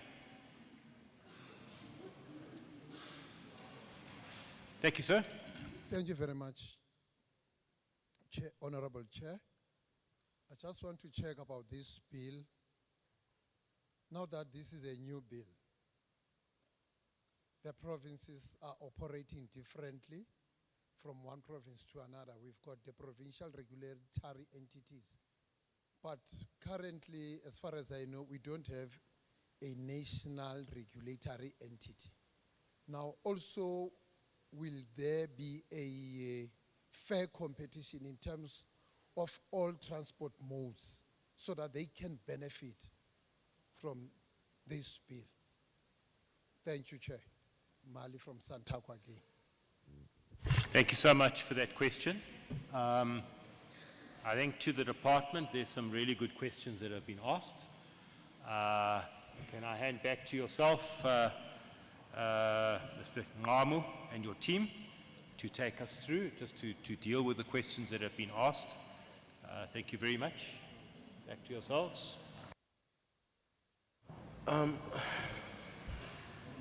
Thank you, Honorable Chair and Honorable Members, for the questions of clarity which you have raised. I will start with the one for PREs, or I'll start by giving you an overview, a helicopter view of what STAY is intending to achieve. So I'll start with the one, I'll use an example of the PREs like the gentleman there has alluded on the provincial regulator entities. So the role of a transport economic regulator is to ensure that we are quite aware that there are PREs within the provinces, but however, when you are going to request for a permit, there is a certain fee which they charge you, and you are not going to get any permit elsewhere, but they are the only ones which are granting you that permit at a fee.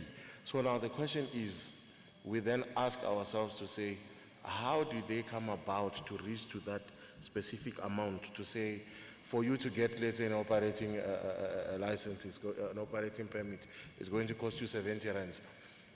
How did you reach to that 70 rands? Nobody knows, but when you go to them, they just tell you, if Baba Funi permit, let's say 70 rand, but ours will 70 rand.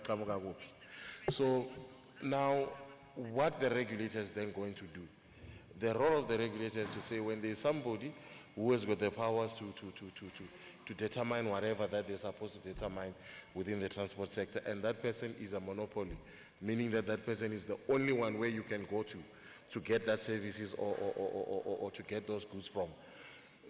There's a need then for a regulator to come in and intervene, which then means that the regulator, I'll be playing a role of protecting members of the public from him who's granting you the permits. To say, but you are saying it's 70 rand, but only your cost there are only 5 rands.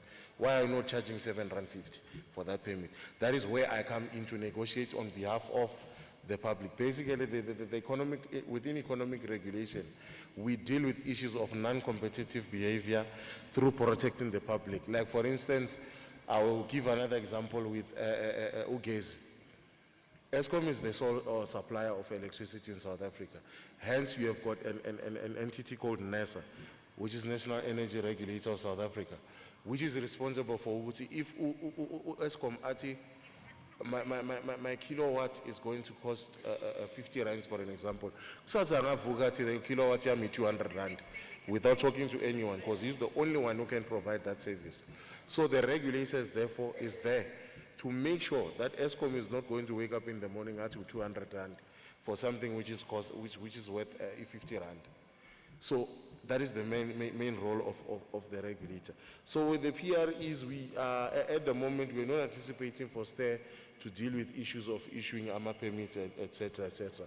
But however, in the aviation space, we are looking forward to, because already we don't have a full-time license issuing body. So we then realize that there's a need to then absorb those functions and plug them into the single transport economic regulator, which will be a full-time body, which will be having warm bodies on a daily basis that will be dealing with such issues. So I think I've touched on the issues of the PREs. We're not going to take away the functions of the PREs, but however, we will make sure that the fees that they are charging for issuing those permits to members of the public is regulated, to say they have to come and say it's supposed to be 50 rands. Why are you saying it's supposed to be 50 rands? Then the regulator also has an investigation to them and determine whether that fee ever charge is reasonable, and it also allows them to continue to perform and gain profit. But however, with PREs, I do believe its sole intention is to provide service to members of, to citizens of South Africa. So I think I've touched on these ones. But there's 2 questions which are raised by Mr. Mguni, as well as Mr. Masango. I'll then hand over to my chief to respond to those ones. Thank you. Through you, Chair, those first 4 questions are similar to what you've alluded to say we'll attend to them at the end of our presentations, because they refer to transport in general.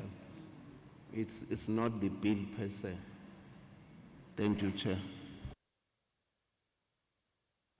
But I think there's one particular question. Wait, there's a particular question that he asked. He asked, how do members of the public make use of this regulator that's going to be established? He asked that question. Members of the public, how do they access this? All right? We've been explaining about how prices will be looked at, etc. But his specific question was, members of the public, how will they be protected by this particular bill? I know that some of the questions asked were about maybe not directly related to this bill, but he did ask the question, and I think you must explain. So let me give you the example here. Again, let's use a toll fee, or let's use the price of a train ticket. All right?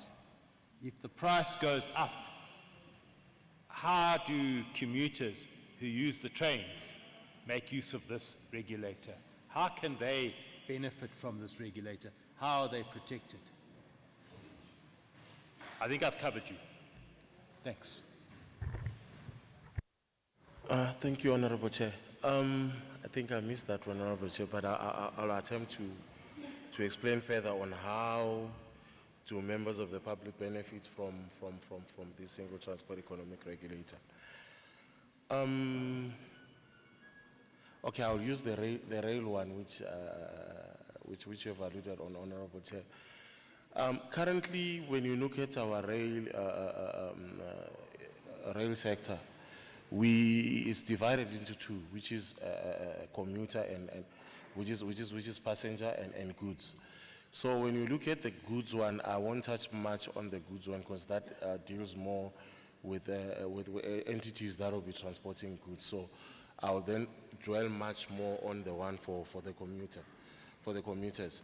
So we currently know that we do have PRASA, which is the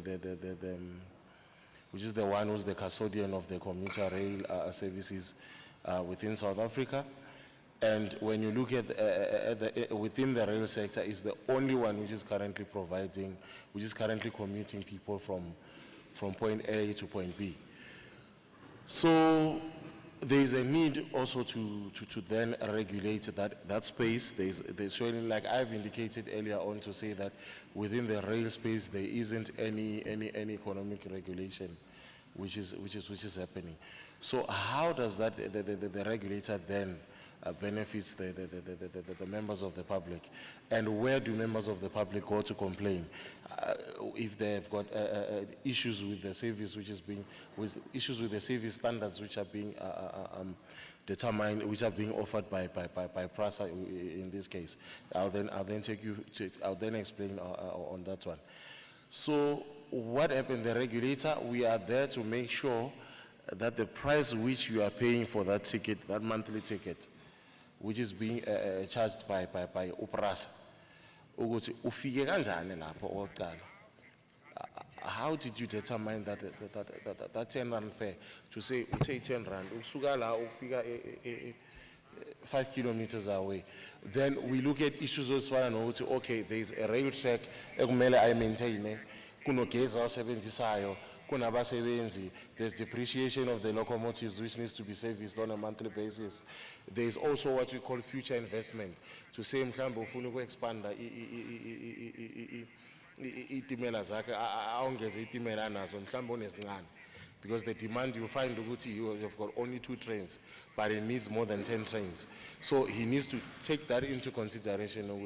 Okay, when you are now going to calculate a low 10 rand as charge on, how much is embedded in each and every component that I've alluded on? As I cannot figure 10 rand, because the point is not just to regulate, to control their prices by saying it has to be commuters have to pay less. We don't consider commuters paying less. We also look at issues of saying, by him charging 10 rand, is he going to be able to continue issuing that service, to constantly provide that service which is currently providing? Now, coming to the one, that's the first reason, that's how members of the public are going to benefit through this economic regulator.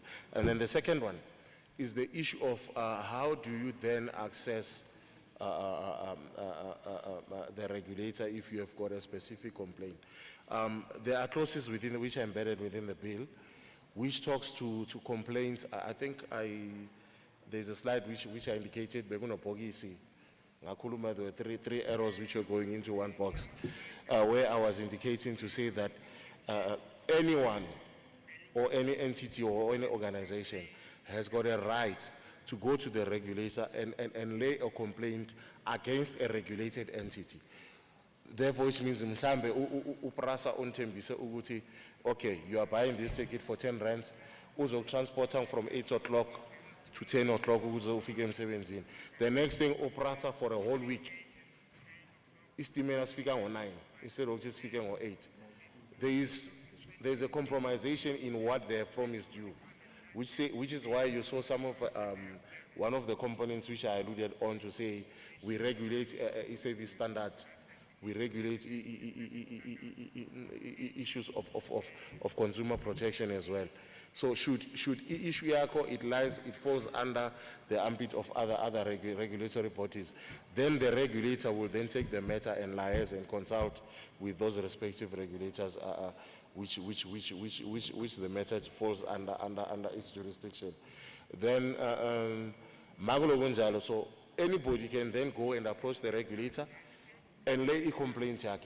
That's when I then indicated the next step was that then the regulator may then investigate the matter and look at the merits of the matter to say whether they are going to, or they will then, once they then look at the merits of the matter.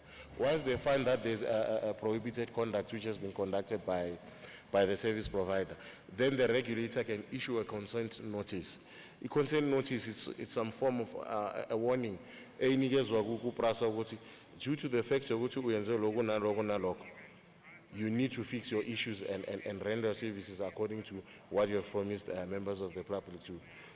Should PRASA continue not to comply with that consent notice, then the regulator will then take that matter here a court to determine whether in fact there are two processes which the regulator needs to then take.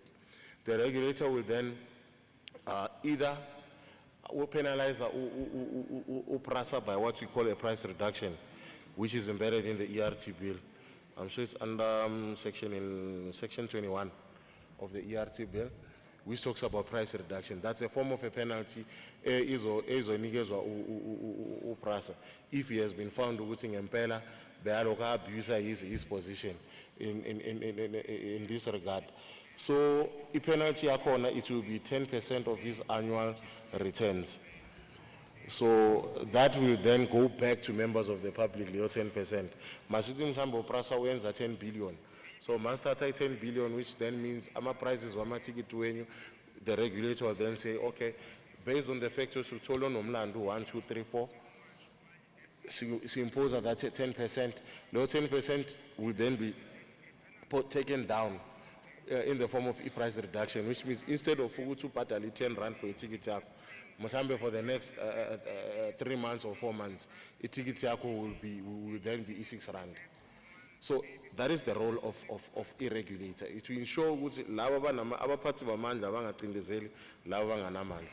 I think I've explained that one properly, Honorable Chair. Thank you.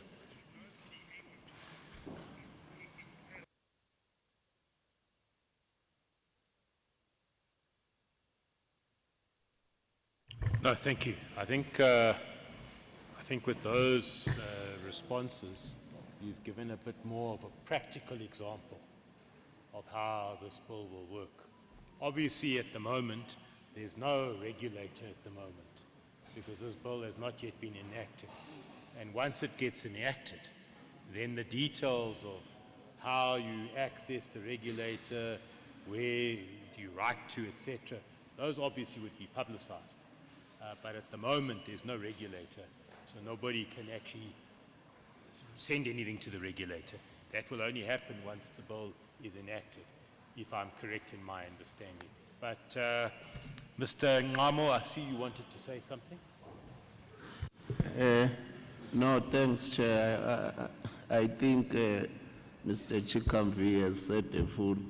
Just to say that, I mean, the aim of regulation is to protect the end user, especially if there is a monopoly case where the dominant market player can abuse his position. It's just to protect the man in the street, as like NESA is trying to do. Thank you, Chair. No, thank you very much.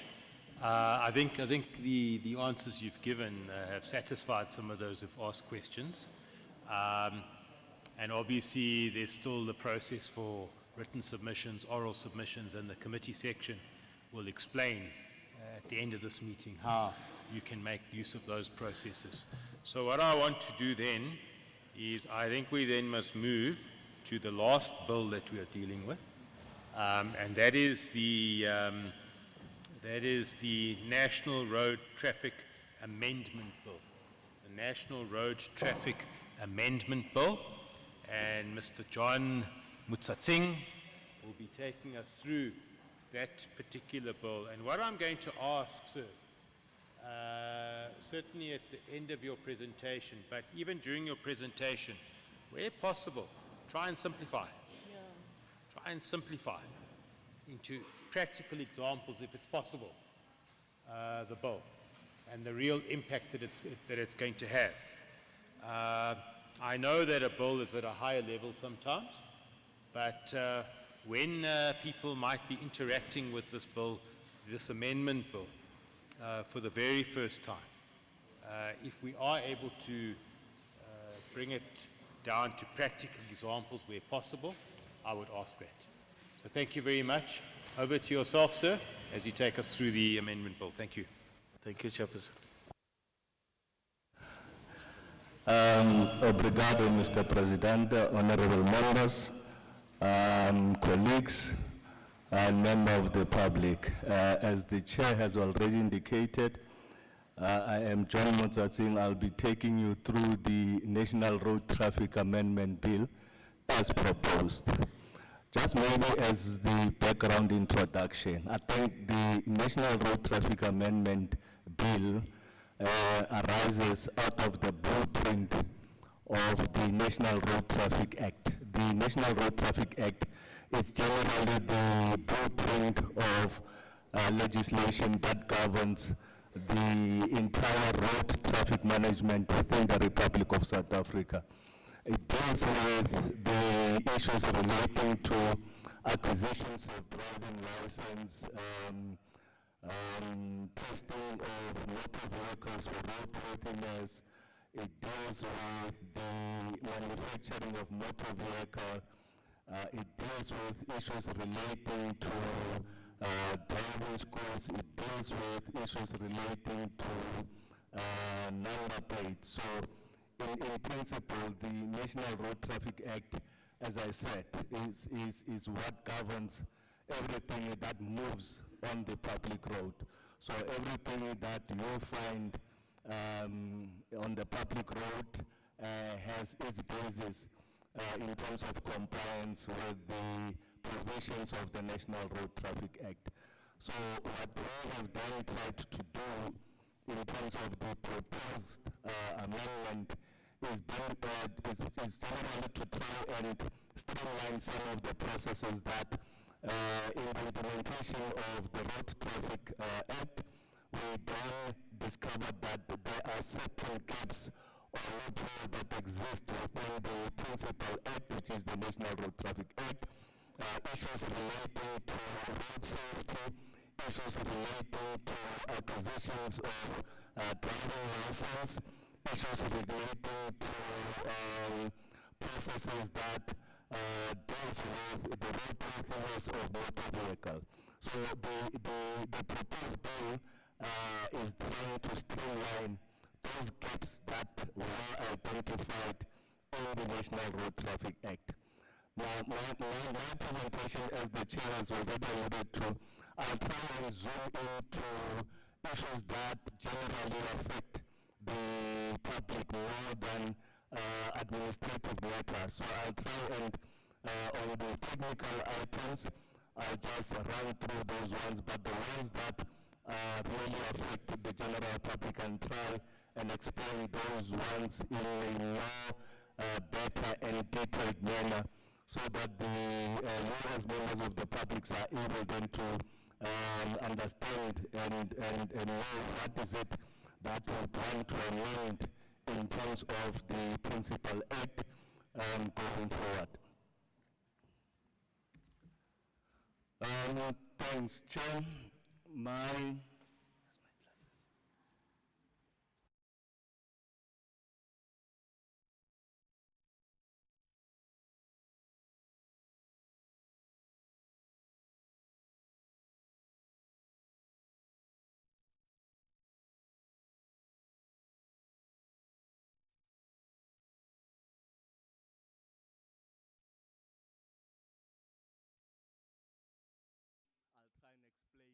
More better. In terms of the consultation, I think the chair has alluded to initially the process that was undertaken with regards to the consultation that led to where we are now, the parliamentary process the chair has alluded to, and generally the recommendation also that the chair alluded insofar as the purpose of this engagement. As I indicated, the National Road Traffic Amendment Bill was passed by the National Assembly on the 27th September 2022. The bill was drafted to give effect to, in the short term, to some of the principal strategy as contained in the National Road Safety Strategy.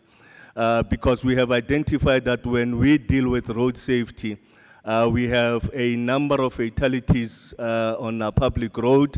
As a country, we lose plus minus 14,000 people on our road annually. So in terms of the proposal, we are trying to see how then we can come up with interventions that are geared at making a significant reduction of those fatalities, because the fatalities that we're having on our road is something that can be prevented. We can't then acknowledge or accept that we can lose about 14,000 persons on a public road. And most of those people that we lose on our public road, some of them are our breadwinners, and obviously it has unintended consequences on the moral fiber of the community. It has also financial implication on those communities, and more so it also has a financial implication on the state in terms of ensuring that it is able to look after those persons that were left behind by the breadwinners. The strategy is, amongst others, contain the Millennium Development Goals set out by the Minister for Transport in Africa for the purposes of reducing road crashes, improving traffic law enforcement. The bill also seeks to achieve proper implementation of the strategy as outlined in the National Road Safety Strategy.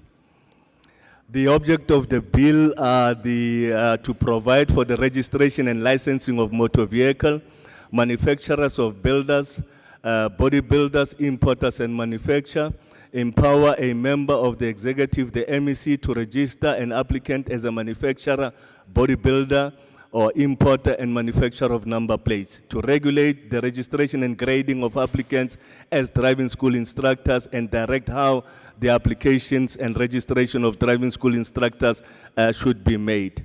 I think when I go to clause by clause, it is then going to be clearer when we talk about motor vehicles manufacturers, bodybuilders, and driving schools, and what process is envisaged to be implemented therein. Continue to enforce, to ensure misconduct and criminal processes are more efficient, effective, and properly enforced and implemented. Empower an MEC to declare as void all documents purporting to be a driving license. Empower the minister to appoint a person or authority as an inspectorate of driving license testing center. Ensure the compulsory registration and grading of driving schools, and the suspension and cancellation of such driving schools. As I indicated, I'll then go to clause by clause discussions of the bill. Clause 1 amends the existing definition because these are consequential amendment that arises out of the insertions that we make into the bill. Clause 2 and 3 amend section 3A and 3B of the Act respectively to include notice officers and reserve traffic wardens, and traffic wardens to be appointed and registered by the Chief Executive Officer. The Chief Executive Officer in this instance refers to the Chief Executive Officer of the Road Traffic Management Corporation. Clause 4 amends section 3C of the Act by providing that no person shall register or remain registered as an examiner of vehicles, a traffic officer, reserve traffic officer, or a notice user if such person or his spouse has or has acquired a direct or indirect financial interest in the manufacturing and selling or rebuilding and repairing of motor vehicle. Now, this clause basically deals with instances whereby you find that people that are supposed to issue with a roadworthy certificate are also then involved in the production and building of motor vehicles. So this insertion is to ensure that those people that are examiners of driving license or examiners of motor vehicles are not involved in that particular business, so that, as my colleagues has previously alluded to, there is no conflict of interest in terms of you'd find that because they then roadworthy their own motor vehicles, those motor vehicles are issued with fraudulent roadworthy certificate. So this is to ensure that us as officials, we are not involved in any of the businesses within the road traffic management in itself. Clause 5 amends Section 3D of the Act to provide for minimum requirements and qualification instead of a diploma for registration as an inspector of licenses, examiner of vehicles, examiner of driving license. This is obviously to increase or improve the skills of those that are responsible with regards to the rendering of service that they must give to the general public, whether it relates to driving licenses, whether it relates to roadworthy of motor vehicles. So we just wanted to ensure that they then acquire the proper skills. Clause 6 amends Section 3E of the Act by providing for the suspension and cancellation of the registration of an examiner of driving license or an examiner of motor vehicle if such person was convicted of a crime as contemplated in Schedule 1 or 2 of the Criminal Procedure Act, or if such person has a direct or indirect financial interest in the transport services business. This clause I've alluded to why then we would want to implement this one so that we deal with that conflict of interest. 7 amends Section 3, capital I of the Act, which provides for the powers and duties of traffic officers. The clause also seeks to add a new paragraph in Section 3, capital I, and subject to verification by a traffic officer that the motor vehicle was issued with a notice to discontinue operation in terms of Section 44. And the notice was not complied with, and the motor vehicle is being operated on a public road. This clause is to ensure that if, for instance, a law enforcement officer stops a particular motor vehicle on a public road, and it finds that that motor vehicle was found to be unroadworthy, and if it's unroadworthy, a traffic officer issue a notice to discontinue that particular motor vehicle. A notice to discontinue implies that that motor vehicle is not supposed to be on a public road. Now, you find that even if it was issued with a notice to discontinue, such vehicle gets operated somewhere else. So we are trying to streamline that particular process to ensure that you do not have unroadworthy motor vehicles that have been discontinued, continuously operating to the CEO, and that they shall not manufacture, build, modify, or import or sell or distribute motor vehicles unless registered in the prescribed manner. In this instance, you talk of companies that, for now you have big companies like your Toyotas, like your Ford and all those things that are registered MIBs.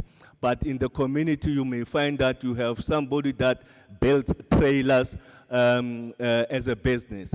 And that person that built a trailer, it's also then required to be registered, because when you are registered, the trailer that you build and that you offer for sale to the general public complies with certain standard.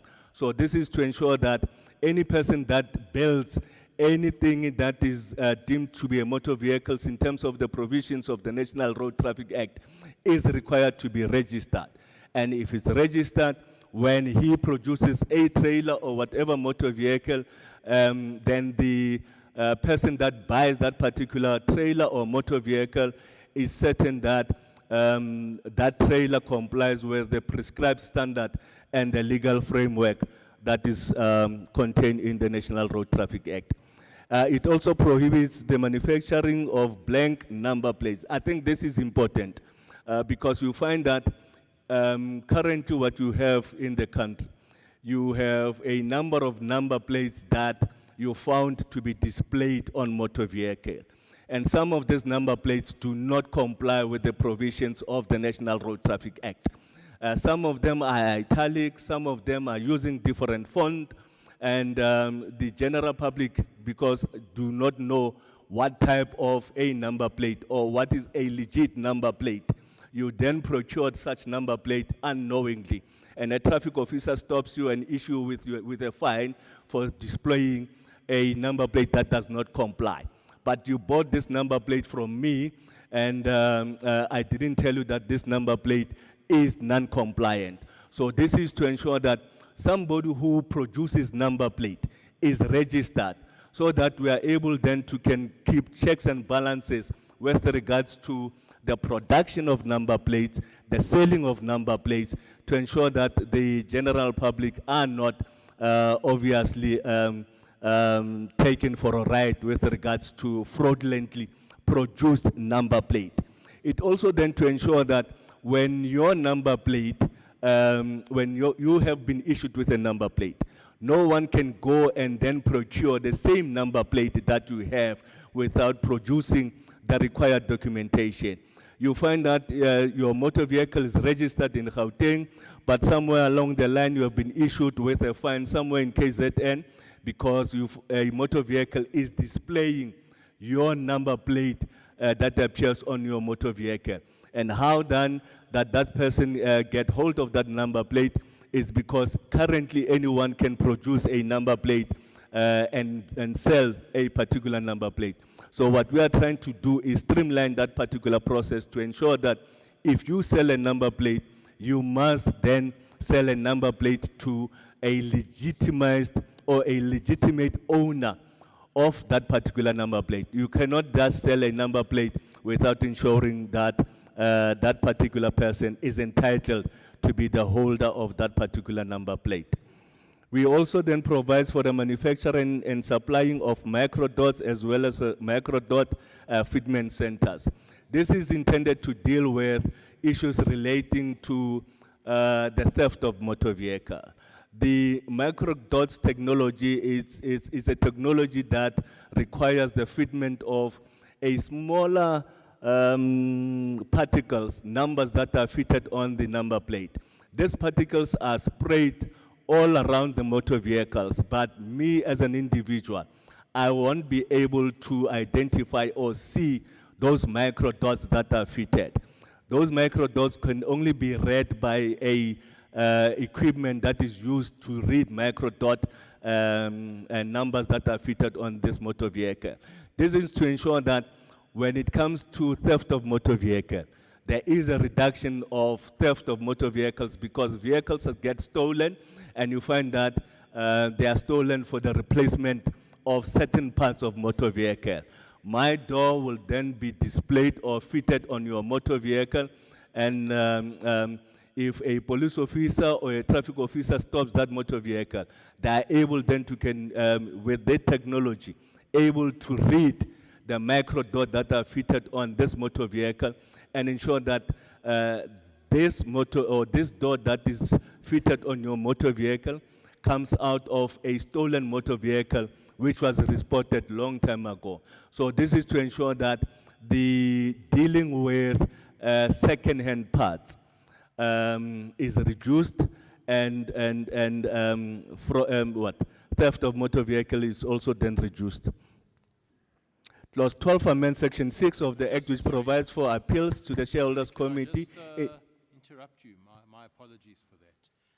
I'm not sure who's dealing with the slides on the screens, but whoever it is, we're not keeping up. My apologies, Chairperson. I think I'm the one who obviously have done this presentation for some time, so I read from the top of my head in most instances. I'm the one who's. Okay. Oh no, not Just that get to one. the right page, just so that No, people can follow. my apologies, because I'm looking at mine. Not that one.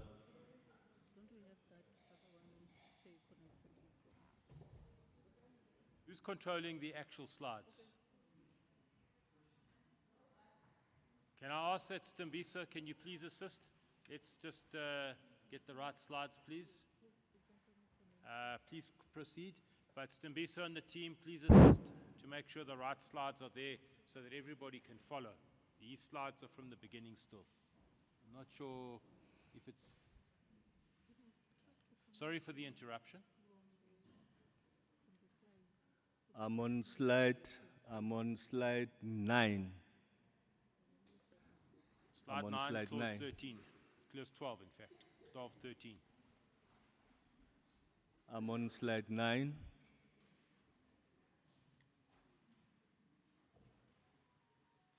On slide 9.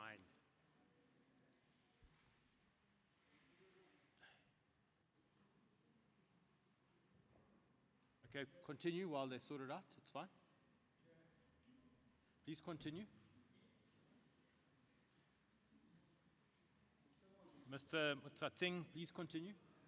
Okay, thanks, Chair. I While they was sort it trying out. to give them the opportunity to go to slide 9, because if I take it slower, I've got about 23 slides. Okay. Moment while they sort it out. They'll All right. catch up with you. And clause 12, amend section 36, which provides for the appeals to the shareholders committee. I've dealt with that particular one. Amend section 7 of the act by providing for the inspectorate of manufacturers, bodybuilder, importers of number plates, micro dots, and way bridges. This is to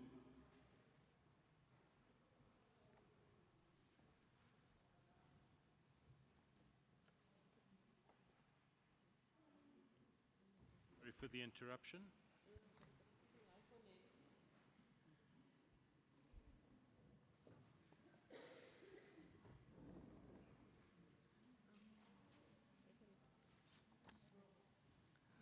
I'm not sure, Chair, Can I- because can on I- the Can I ask that you continue while they sort out the slides? Okay.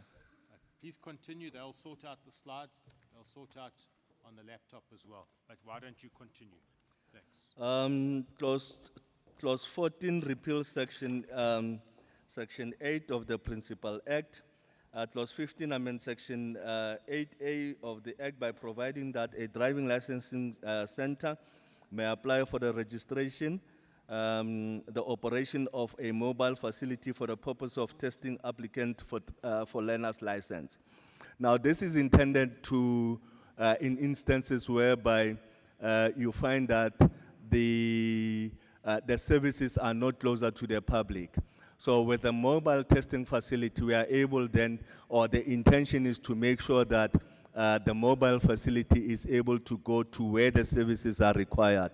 So this insertion is to make sure that we can then utilize a mobile facility. Clause 16 amends section 9 of the Act to include the grading of driving license testing center in addition to the notice for registration. Clause 17 amends section 11 of the Act to provide to remove the involvement of the shareholders committee in the appointment of inspectorate for driving license testing center. Clause 18 insects section 11 capital A to provide for the appointment of and the powers on duties of provincial inspectorate, whose powers and duties must be prescribed by the Minister of Transport in consultation with the MEC. The provincial inspectorate is generally intended to ensure that there are inspectorate within the province, because some of the services are actually at provincial level and local authority level. So by then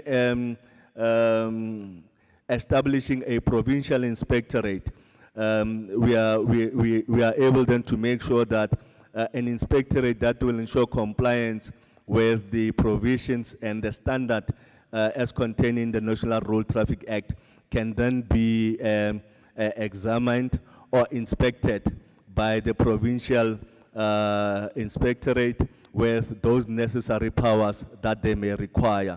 Because currently what we have, we only have a national inspectorate, and that national inspectorate is supposed to then do inspection across the 9 provinces.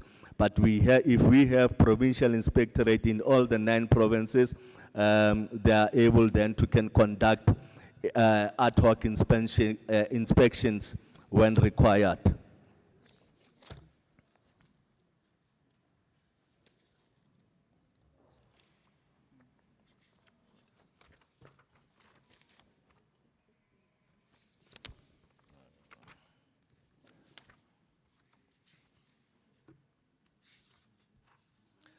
Clause 19 amends section 15 of the Act, which provides for the disqualification from obtaining or holding a learner's license or a driving license. It also then seeks to include driving permits in the disqualification. This clause intends to ensure that persons who are disqualified from holding a driving license are disqualified, because you find that a person's physical conditions or medical condition changes during the course of their lifespan, and however they have been issued with driving license. And now if those physical or medical conditions changes, it is then required that they must then be disqualified from holding a driving license.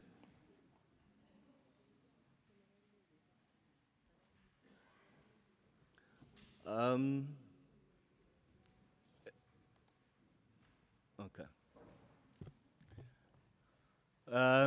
21 amend section 17 to provide that a person shall not willfully or negligently issue a learner's license or authorize the issuance of a learner's license or endorse or fail to endorse a learner's license or produce, print or manufacture any document similar to a learner's license. Basically, this is intended to deal with the fraudulent issuance of learner's license to ensure that you do not have people that are not supposed to be holders of learner's license being issued with a learner's license and or a driving license. 22 adds a new subsection 5, capital A in section 18 of the Act and prohibits the use of unauthorized age during the driving license test, and a guilty person will be disqualified from reapplying for a driving license for a period of 2 years. This is basically intended to ensure that people do not use any aid when they undertake their driving license. If you are found to be using any aid when you undertake your driving license, the intention therefore is to disqualify you from being issued with a driving license for a period of 24 months.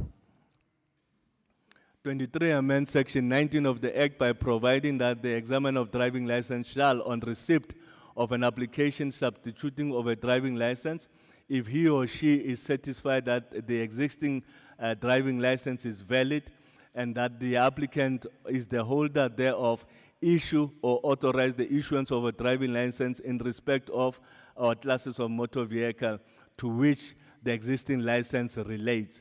Furthermore, any person whose license becomes invalid in terms of section 18C or 7 of the Act and who requires a driving license must apply anew for the issuance of a driving license.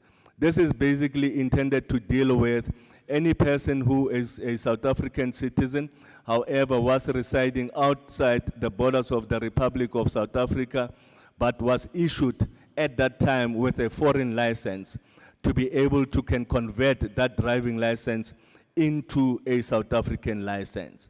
So if you come back into the Republic and you want to convert your foreign driving license, you will then be allowed to convert that particular foreign driving license. It does not apply to any person who is a foreigner who has been issued with a foreign driving license. If you are a foreigner that has been issued with a foreign driving license, the processes differ, because in that instance you need to be issued with a traffic register number for you to be able to be issued with a South African driving license. You also then need to be a permanent resident for you to be issued with a South African driving, or convert that foreign driving license into a South African driving license. Currently, with regards to foreigners, they are issued with what is termed a traffic register number. That traffic register number, because they do not have identity numbers, it's then utilized as an ID number for the purposes of transacting on the NETIS system.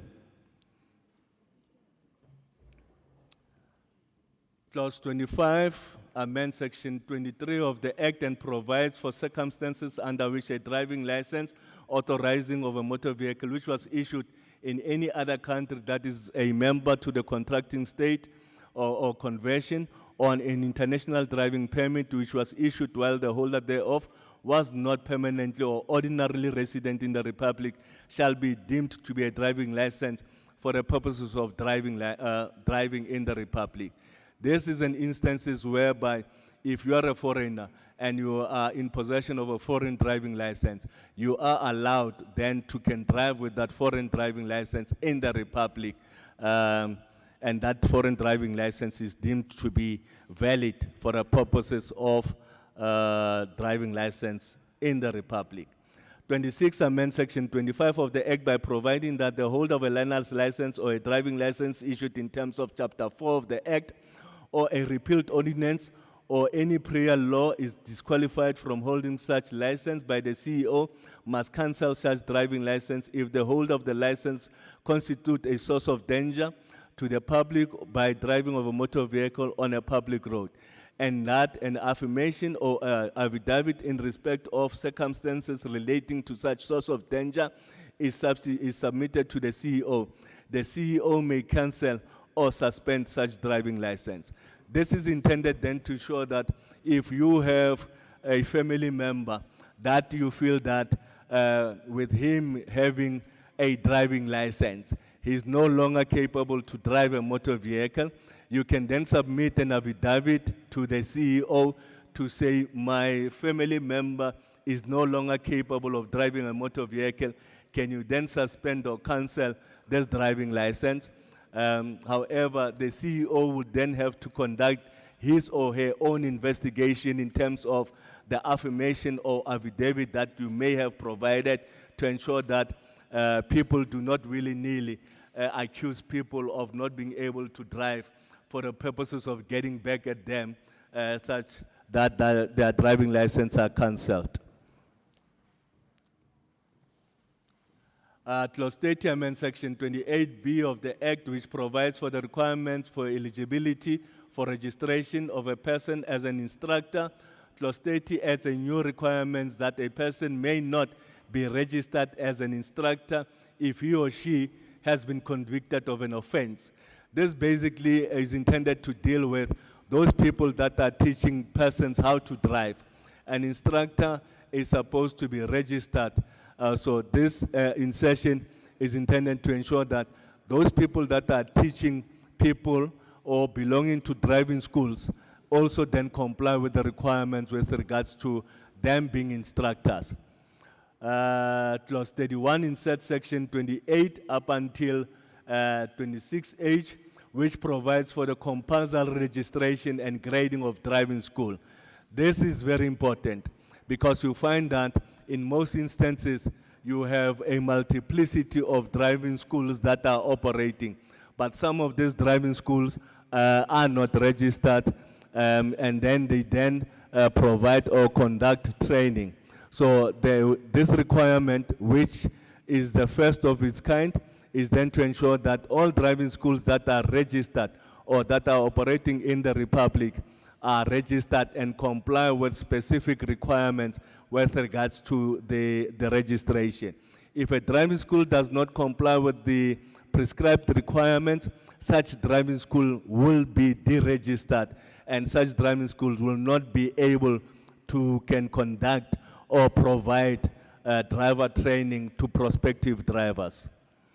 32 amends section 29 of the Act by providing that a document purporting to be a learner's license or a driving license issued contrary to the provisions of Chapter 4 or the request of the Inspectorate of Driving License Testing Center or a provincial inspectorate be declared void by the CEO. If any driving license which was fraudulently issued is deemed to be void, then such driving license can be then cancelled by the CEO of the Road Traffic Management Corporation. Clause 33 amends section 30 of the Act by providing that no person shall use any other person's learner's license for driving license or present such driving license as his or her own. Section 34 amends section 31 of the Act by providing that no person who is the owner of an or operator who is in charge or controls of a motor vehicle shall employ or permit any other person to drive that motor vehicle on a public road unless that person is licensed to drive the vehicle, or he or she must verify that such person is licensed to drive before giving that particular person their motor vehicle. 35 amend section 32 of the Act by prohibiting any person from driving a motor vehicle of a prescribed class on a public road in accordance with the condition of a professional driving permit. This clause came as a result of what we previously had in terms of the employment of foreign drivers within the Republic. There were complaints raised that there were a number of foreign holders of driving licenses who are then employed to drive a motor vehicle in the Republic, although we have unemployed South African drivers, and those South African drivers were not being employed. So this clause is intended to say that if, for instance, there is a vacancy to be employed as a driver, and that person is a holder of a foreign driving license, that person is required to be a holder of a professional driving permit as required by the provisions of the National Road Traffic Act. This is intended to deal with the impasse that exists within the road freight sector, whereby you on numerous occasions had blockages of our road because of the allegations that South African operators are employing foreign drivers at the expense of South African unemployed drivers. So this is intended to streamline that particular process to ensure that priorities is given to South African drivers who are holders of a driving license. It does not imply that foreigners can't drive a motor vehicle in the Republic. It only then says that if you are to be employed by an operator in South Africa, you must then be a holder of a professional driving permit issued in the Republic of South Africa. So if you are a foreigner driving a foreign registered motor vehicle, you will continue to be allowed to operate in the Republic. We are not at all saying or prohibiting foreign drivers from driving in the Republic. We are trying to streamline the employment of foreigners by companies in the Republic by prioritizing South African or driving license issued in the Republic or professional driving permit issued in the Republic. Clause 37 amends section 34 of the Act by adding a new subsection which provides that where a court has issued an order declaring a convicted person who is not a holder of a license or a permit to be disqualified from obtaining a license, the registrar or clerk of the court shall notify the MEC consent of such order, and the MEC shall record such order in the e-notice system. If, for instance, somebody has then been found to guilty of any road traffic related offense, and the court has then issued that such license should be suspended or cancelled.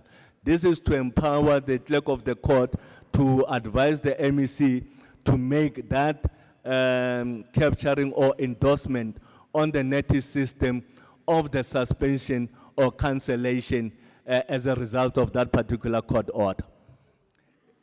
Clause 38 inserts section 53A of the bill and provides for the powers of the MEC to delegate his or her statutory powers to another person, although this does not prevent the MEC from exercising such powers himself or herself.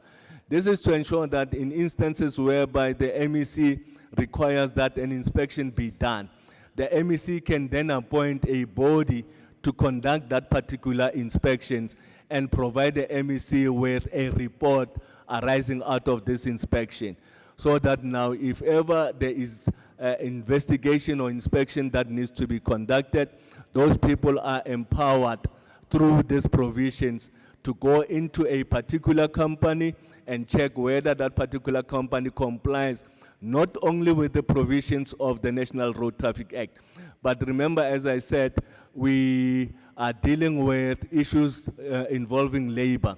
So when you find that a company does not comply with any other legislation, that particular institution that have been nominated or appointed by the MEC can go into a company, do an investigation, provide an MEC with a report which the MEC will then consider and ensure that the MEC can then suspend or cancel the registration of that particular operator to operate on a public road.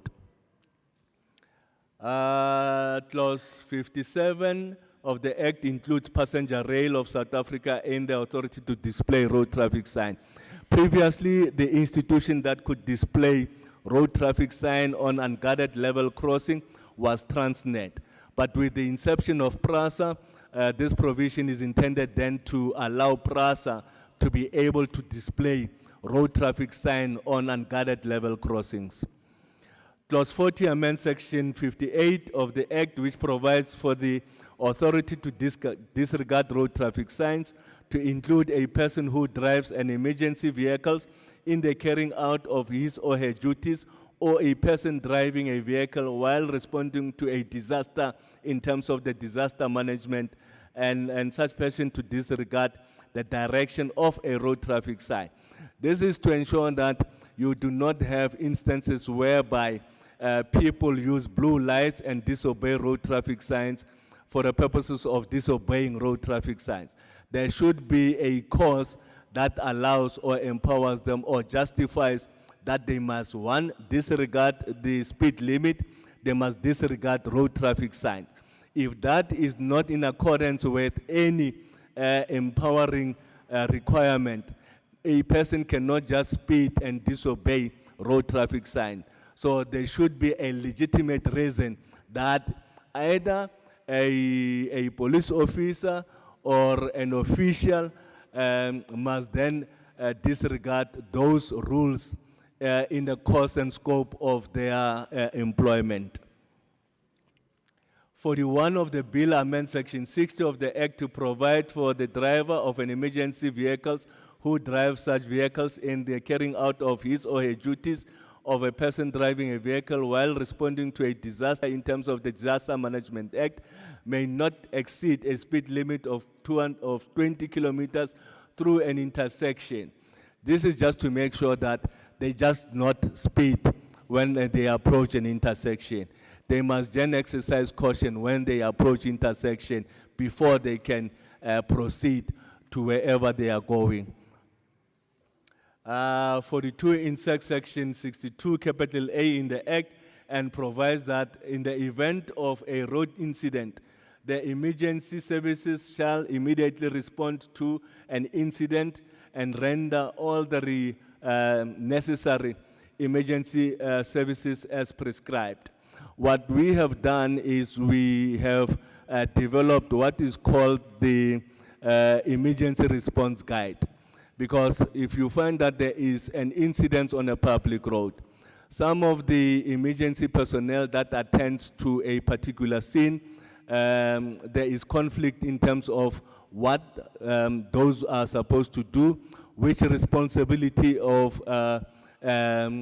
which authority is responsible to do certain functions. So what we are trying to do here is to prescribe the roles and responsibilities of emergency services that attend a particular scene. If an emergency personnel attends a road accident, there are prescribed standards that must be adhered to in terms of safeguarding that particular scene. Those roles and responsibilities will then be determined and outlined in terms of this particular insertion of the regulation, or in terms of this insertion, to make sure that you do not have problems in controlling or managing an accident or a scene of an accident. Clause 43 amends Section 76 of the Act by including the ECE regulation or model regulation in the provisions of standard by reference. What normally happens in the Republic is you find that a motor vehicle that was manufactured in the Republic when you compare that particular motor vehicle with a motor vehicle operating somewhere international, the standards are not the same.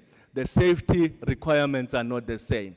So what we are trying to do with this insertion is to ensure that if a motor vehicle is manufactured for the purposes of Europe or America, the same standard in terms of safety must also be incorporated in the standard of that motor vehicle when it is produced for the Republic of South Africa.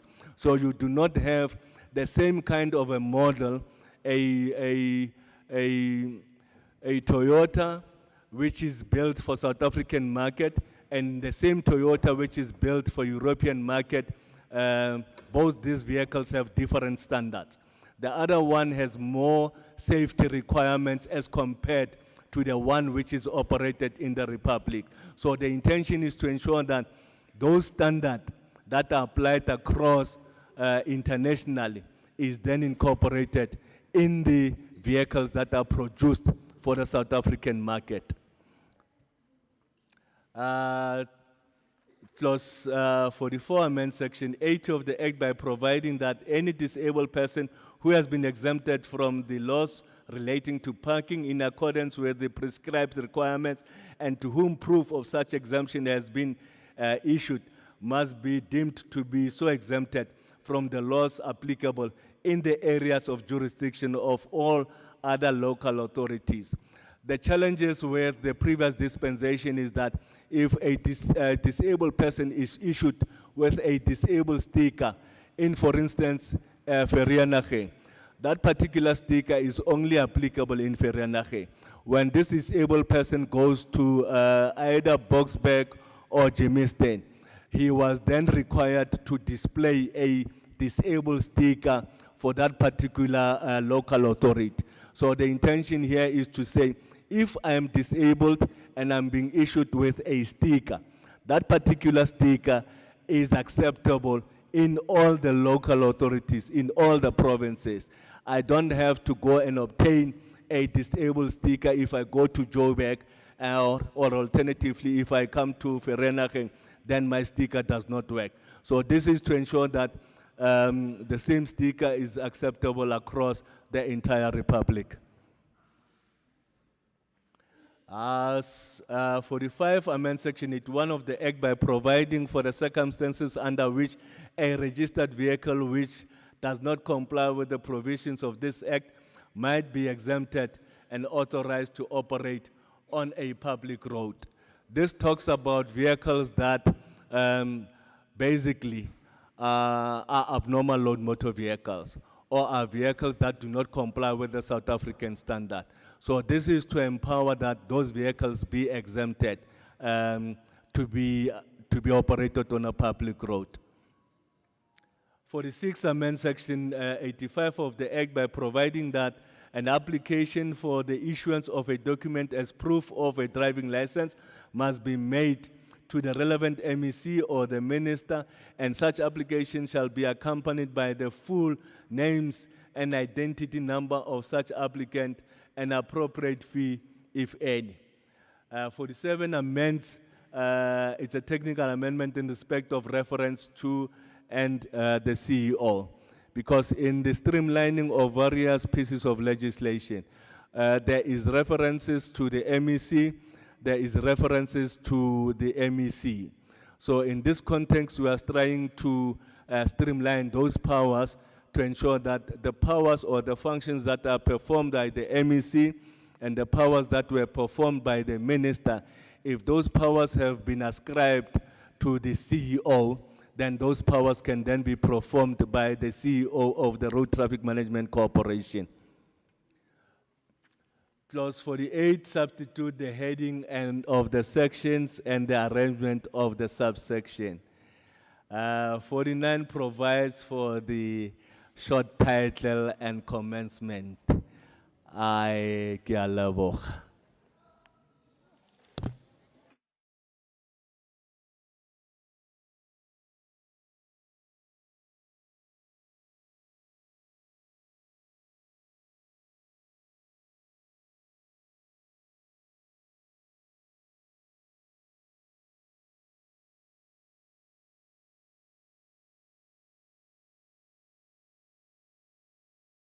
driving schools, traffic inspectors, a whole range of things.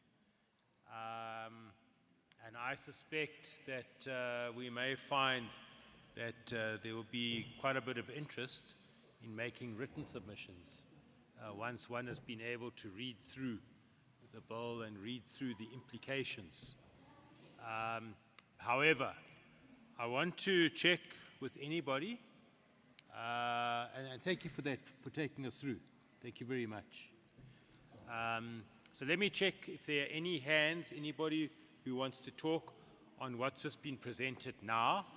I'll take the hands. I noticed one gentleman at the back there, number 1, number 2 over there, number 3. Hold on, whoa. Okay, let's start again because I can't count when it's done like that. If you want to speak on this bill, please put your hands up and then I'll recognize you. So let's do this. Let's take number 1 of.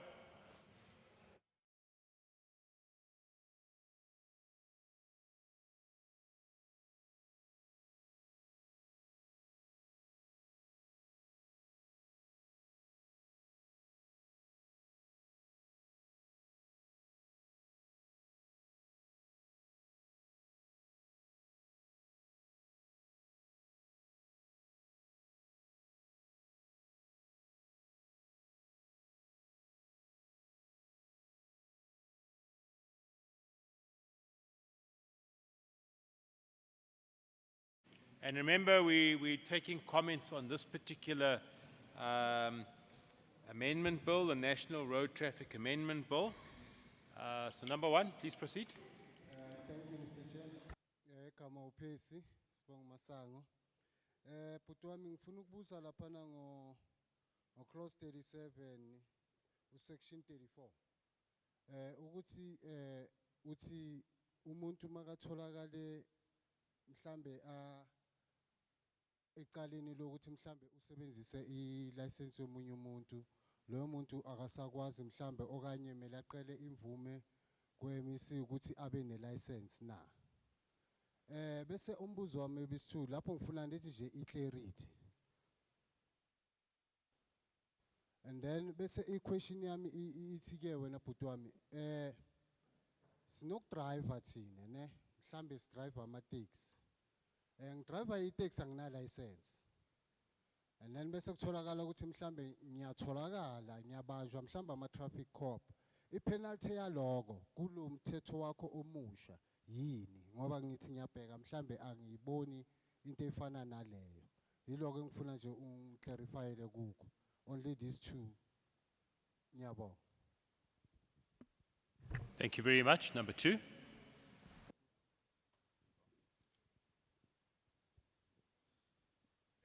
Thanks, Chairperson. I just wanted clarity kwindaba yama driving licenses from gobantu ababuya foreigners. That I have heard that ama license wabo, as long as ane license is valid, angaqhubeka drive nangapha. But the problem is the intensive bonile in terms of kuma taxi or mhlambe umuntu wenza i-accident uyabaleka konke nalokho because of lo muntu akawaziwa.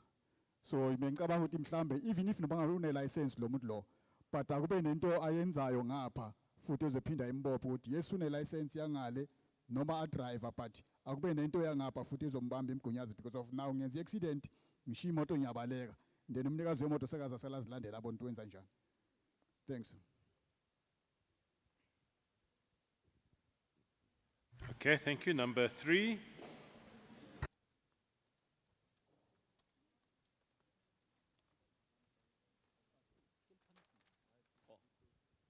Okay, thank you. My name is Oupa Mukwatalan. I'm an examiner of motor vehicle. My first question is, one of our ministers some few years ago, he was raising that cars that older than 10 years must go to the testing station again, must be tested. And that thing has never happened. Number 2, my question is the foreign cars. There are a number of foreign cars in our country. and they are causing the accident, and I don't hear what the department are saying. Number 3 is there's a difference because the foreign people, they think that the traffic register is a driver's license. And really it's not a driver's. When they cause the accident, they are nowhere to be found. I'm also in line with my father here. The last question, let the Department of Transport, that one I want to emphasize. They must maybe hire the traffic officers because they take the traffic, they take the SAPS standing on the road. And it is unfortunate that the SAPS, they don't know these rules. For instance, yes, last week I had an argument with SAPS. He was stopping me with a special permit. He doesn't know what is the difference of a special permit and a temporary permit. At the end of the day, he was just trying to arrest me. He doesn't know anything. So why can't the department hire a lot of traffic officers in the road? Because SAP, they don't know nothing, and at the end of the day, they say they know, and unfortunately, they don't know. Thank you very much. Thank you very much. Number 4.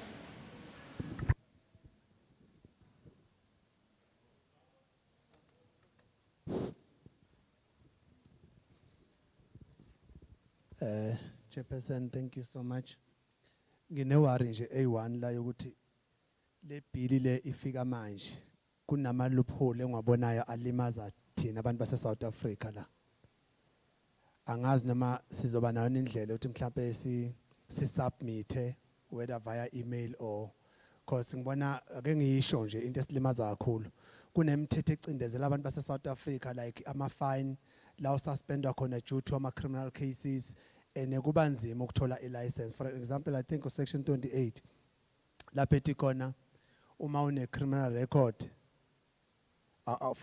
no ethi uma une criminal record awukwazi ukuthola umsebenzi mangabe ungenza angisithola kahle section 28 but nje nginewari ukuthi isuspenda kakhulu thina abantu base South Africa.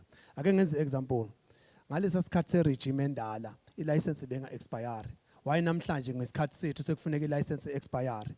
Ubani olimalayo ilimaza thina abantu abamnyama esifuna umsebenzi.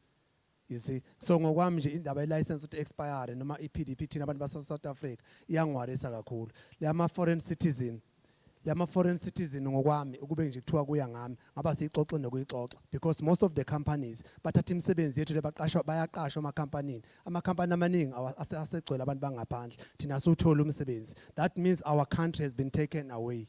Ithatha ngama-company nabantu bangaphandle but thina sayixoxa la sisebenzela ama-favor sekufanele baqashwe nge-permit. Ngokwami it seems to be very much unfair. Sekufanele sibashaye kuze kubonakala ukuthi we are very much upset. Kufanele sivinjwe ngamacala ukuthi asikhona ukuthola umsebenzi. Amacala asiwenza because nina nisivalile imisebenzi. Thina sikhona ukusebenza nakho imithetho eoppressa thina abantu abamnyama bala eSouth Africa. Labantu bangaphandle imithetho yabo yabavuma ikhanda ama-permit for bona. You see, I just feel like le bill le kumele ke sibuye siyixoxe because manje siyithola manje we didn't have a copy of it. Sikwazi ukuthi siyi-challenge because thina iyasilimaza kakhulu. Mina I was fine last year kwathi imoto yami neticket engazange ngilazi ukuthi libuyaphi. I had to ukubhadala ifine. Abantu abaningi abasebenzi but imithetho eminingi yasi-oppressa sasizobhadala ngani. Ngiyacela sibuye sinikezwe indlela sizoyibuyekeza kanjani. How do we revisit this bill? Ngokwami nje I'm not happy especially abantu bangaphandle angifuni ukukhuluma nabantu bangaphandle because this is my country. Angifuni nje nokuyixoxa leyo nto la. I thank you so much.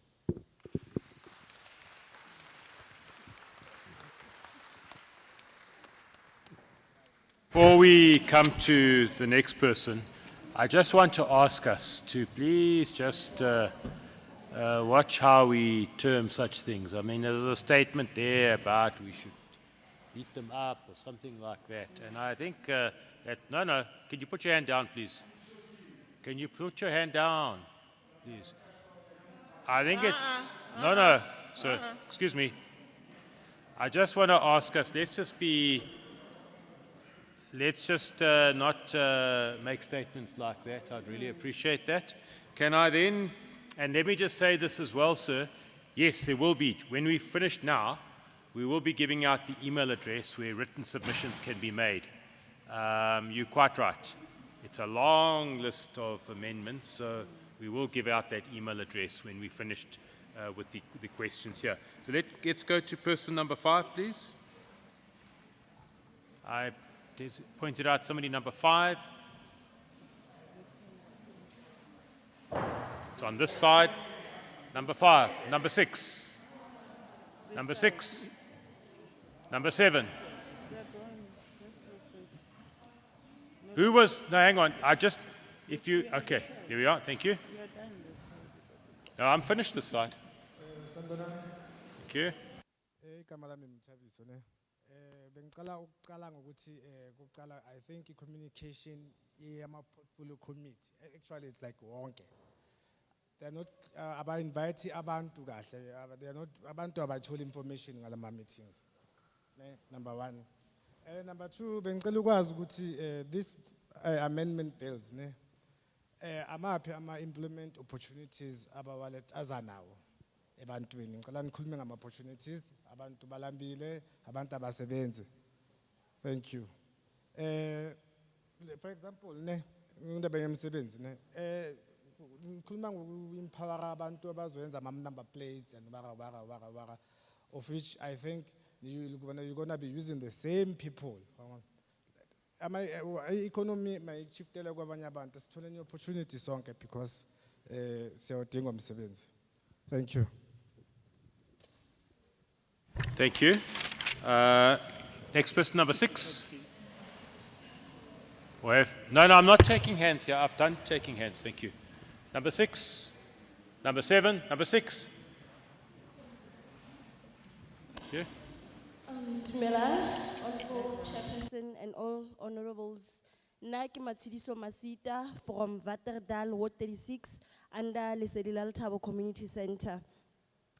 Potso ya ka fela iwanene, kalbaka la rona we are volunteers of community safety officers under road traffic. So most of the times, re dula re sheba bana ha ba tlo tshela skontiri ho ya skolong. So dikoloi tse ngata ha di mamele like ha ba re mamele if re ba emisa so that bana ba kgone ho tshela. And since re sebetsa mo ha ona di accident ma ha o sana bana ba chasewang.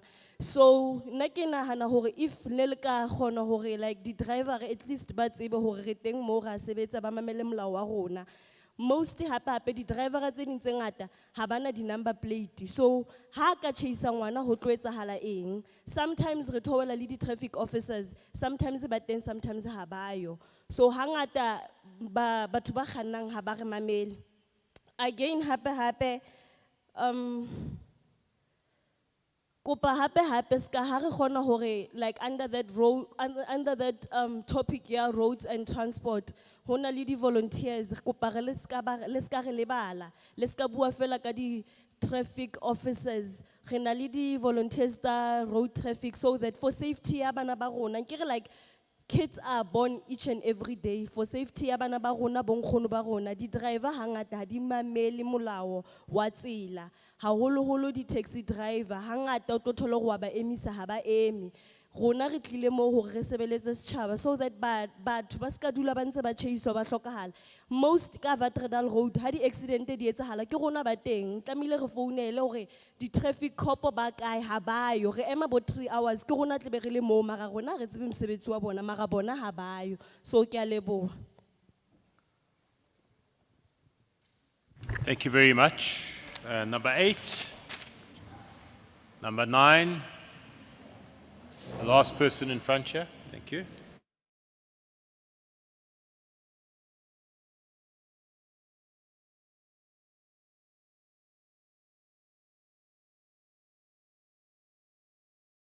From Ward 119, Reggie. I'm a ward committee member of transport in our ward. So, Chair, before I start with the questions you have, Chair, can I request something out of the legislature team? Because we felt suppressed earlier on, Chairperson, when you said some of the things which are to be raised here are not part of the committee. But as I'm listening to the second presentation and the last presentation, Oh, Chair, as I was saying, we felt suppressed on what you said on the comments which you wanted to add. So we said we must not comment, it's based on the bill. So some of the comments which were the presentation, more especially the last presentation, the comments which most people wanted to comment it involves such things, Chair. So the only question which I have right now, because you said we must not ask the question, I never heard anything about scholar transport. Scholar transportation, safety of scholar transportation, we had nothing because we've got a problem when it comes to school children, buses at large which are deployed by the government, private buses, private transporters, which is a problem food. The other problem which we have, there was a system which was created for the taxi industry, whereby when we were talking about roadworthy cars, we had a problem. When we moved to city, Kaftini, E20, there was a system which was presented when Quantums came in, Owoses Figil and everything. Why is it not the very same thing must be done to people who are owning private transporters?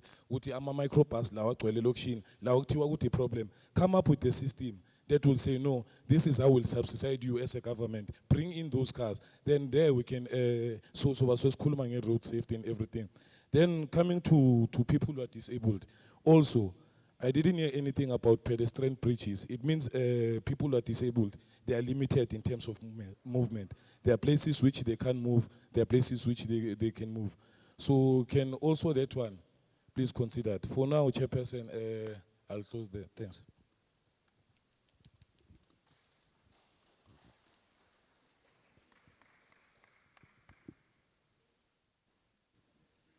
I think that's the hands we've taken. Who's speaking? Nobody. Okay.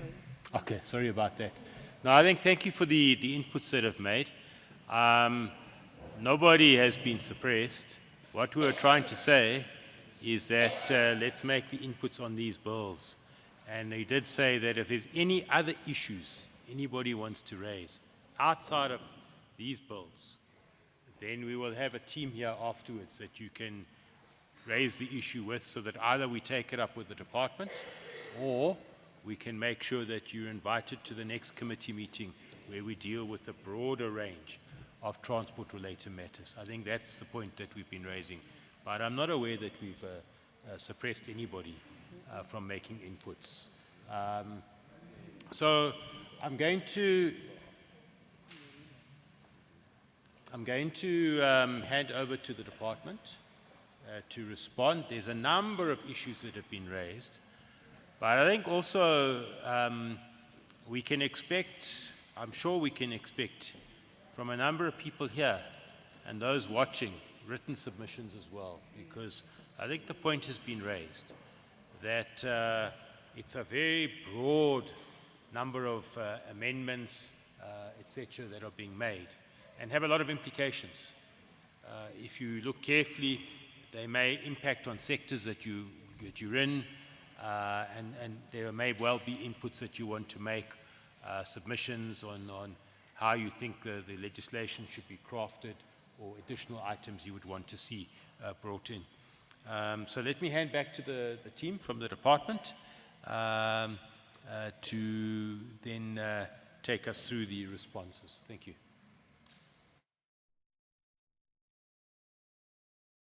Hello, Mr. President. Chair, there is a first question by Percy on section or clause 34. And the question related to maybe me giving a broader explanation in terms of what that particular section talks to. And the amendment or the envisaged amendment provides that by providing that no person who is the owner or operator or who is in charge or control of a motor vehicle shall employ or permit any other person to drive that vehicle on a public road unless that person is licensed to drive the vehicle. He or she must verify that such person is licensed before such person drives that motor vehicle. Now, this is to ensure that the responsibility is bestowed on the operator or owner of the motor vehicle, because that owner is the one who's supposed to make sure that when I give somebody my motor vehicle, I'm certain that that particular person has a driving license, has a valid driving license. So basically that is what that specific provision provides for, that me as the owner or operator of that motor vehicle must make sure that if I give somebody my motor vehicle, I must make sure that that person has a license. It's just a question of making sure that we do not shift the responsibilities to what previously happened with drivers. Previously, you had instances where a driver of a truck will then be cited for a motor vehicle being on roadway, because the legislation therefore provides that if I'm driving a motor vehicle, all the responsibilities lies with me as the driver. What has happened is that the framework has changed to say there are offenses that are related to the driver, which you can then say these are related to the driver. Questions such as the roadworthiness, the licensing of motor vehicle, those are not driver-related offenses. Those are operator-related offenses, because an operator or owner of the motor vehicle, he is the one who's supposed to make sure that that vehicle is roadworthy. So the framework has changed to say there is consignor and consignee framework, which makes sure that if it's speed, if it's camera-related offenses, if it's other offenses, these ones you can ascribe to the driver, because he was the one that disobeyed road traffic signs. He was the one that was driving under the influence of alcohol. But if it relates to roadworthiness of motor vehicle, those are offenses that the owner of the motor vehicle must make sure that when I give my driver a vehicle, that vehicle is roadworthy. It's not his responsibility to make sure that that vehicle is roadworthy. The second question from Percy related to that he drives a taxi and then he does not have a driving license. Obviously, if you do not have a driving license, one of the things is that you're not supposed to be driving that particular motor vehicle because it's an offense. You are not licensed to be on a public road without a valid driving license. In terms of the fines and the notices that a traffic officer must issue, remember, a traffic officer can't let you go if you are not licensed. You drive a motor vehicle 50 meters along the way, an accident occurs. And what happens? Now, the driver or a traffic officer has allowed an unlicensed driver to proceed to wherever they were supposed to go. The intention is that if you are not licensed, the vehicle stops there, you call a licensed driver to come and drive these motor vehicles. They cannot allow you to proceed if you are not licensed. The second question, I think the member did not mention his name, but it was a question of foreign drivers. As I indicated in my presentation before, there is currently an impasse between the employment of foreign drivers by operators or business owners in the Republic, with previously it was said that the South African drivers are not skilled. And then when we went and investigated, we discovered that it's not the truth that South African drivers are not skilled. It was a question that it's easier for them, for whatever reason, to employ foreign drivers because of whatever benefit that they derive from that particular process. That impasse resulted in the establishment by the president of the interministerial task team. That interministerial task team involves ministers from SAPS, minister from employment and labor, minister of transport, minister of home affairs. The task team or the role of that interministerial committee is to make sure that the impasse with regards to foreign drivers vis-a-vis South African unemployed drivers is addressed.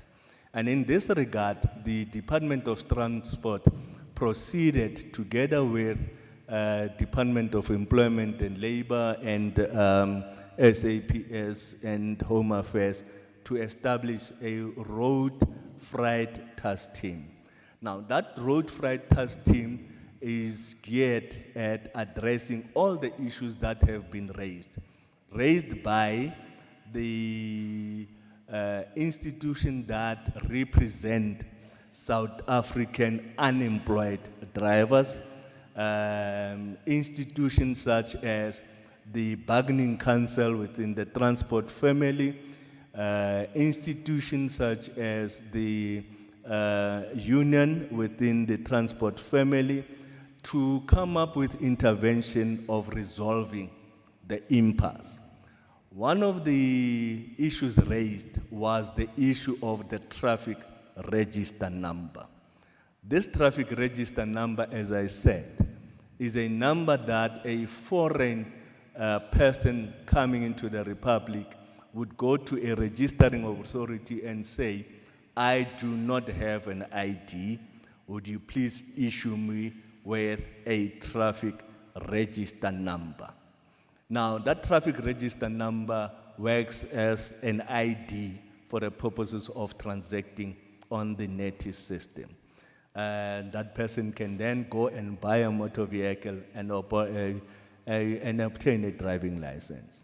But there's another issue where in terms of the framework, the legislation then allows that a foreign driver can be employed in the Republic.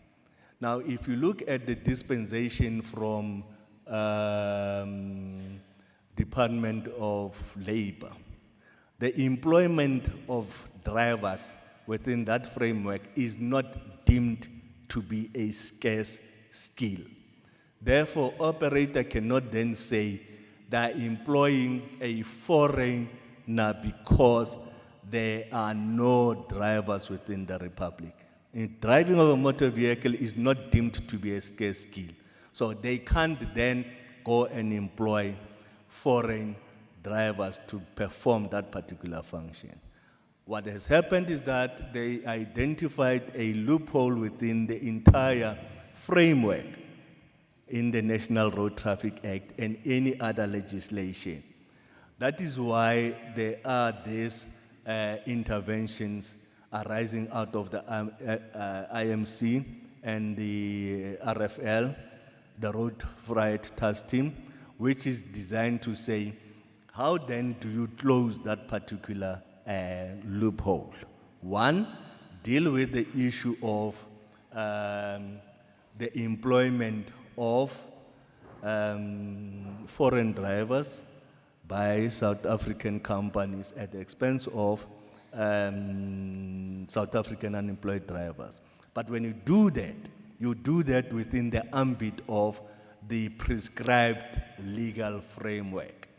We cannot then, out of the blue, stop it. There are agreements, there are international agreements that there is constitutional requirements that we must make sure that when we do that, we comply with all those framework.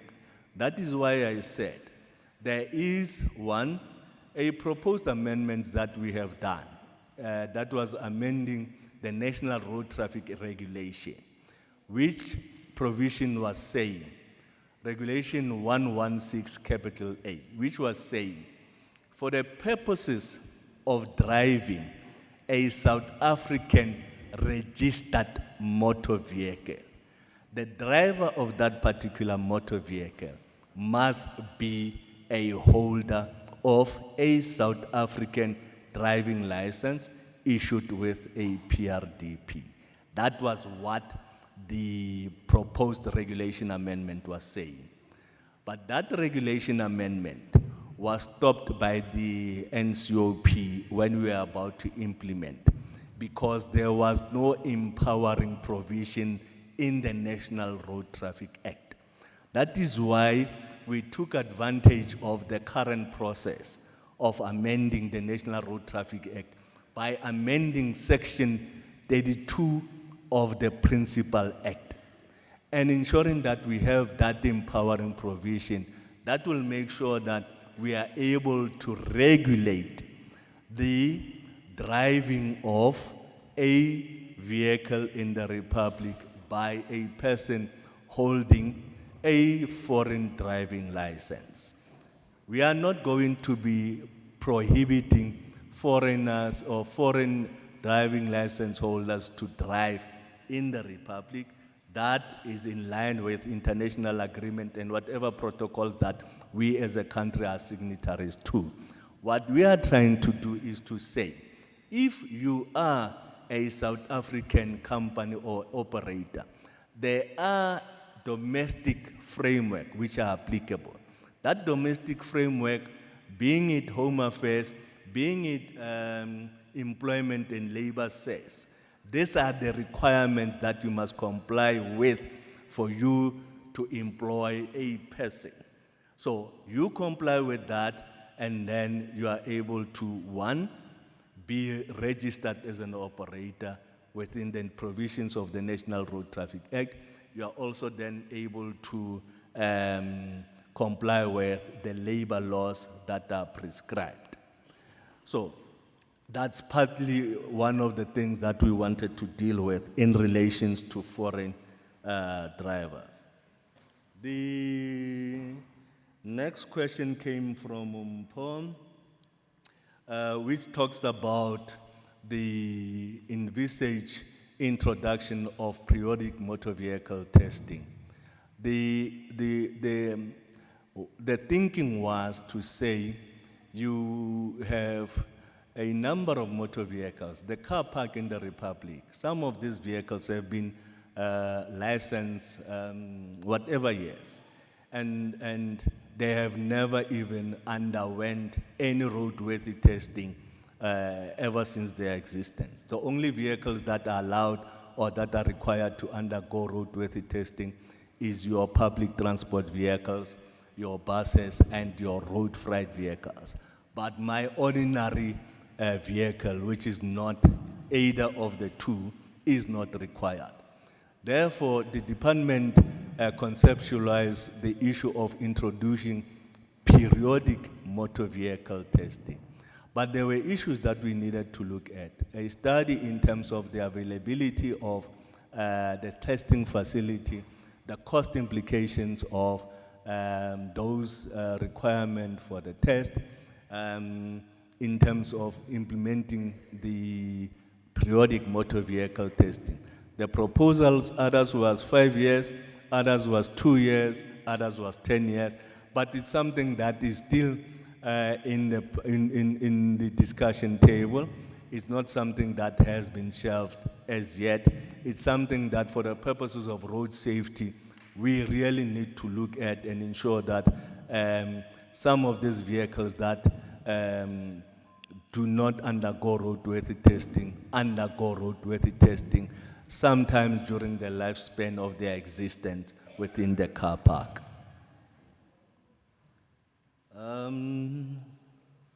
Foreign cars. The dispensation says if a motor vehicle is registered and licensed, wherever it comes from, you are allowed then to allow it freedom of passage in the Republic. The problem that we have in the Republic is that some of these vehicles never go back. And then you find that it's here it went through the border, and then, but it's still operating. Now, there is no checks and balances in terms of whether has it gone back and become re-licensed. And it's something that with the establishment of the BMA, Border Management Authority, it's something that we will have to look at and say, how then do we manage that particular process? Because if I am a South African going to other countries, one of the requirements is that I have to pay whatever taxes or levies that those border posts are getting charged. But if a foreign car come here, there are no levies or taxes that that particular person gets charged. It's deemed that they are going to be using the toll gates and pouring fuel, which is the tax that is applicable in the country.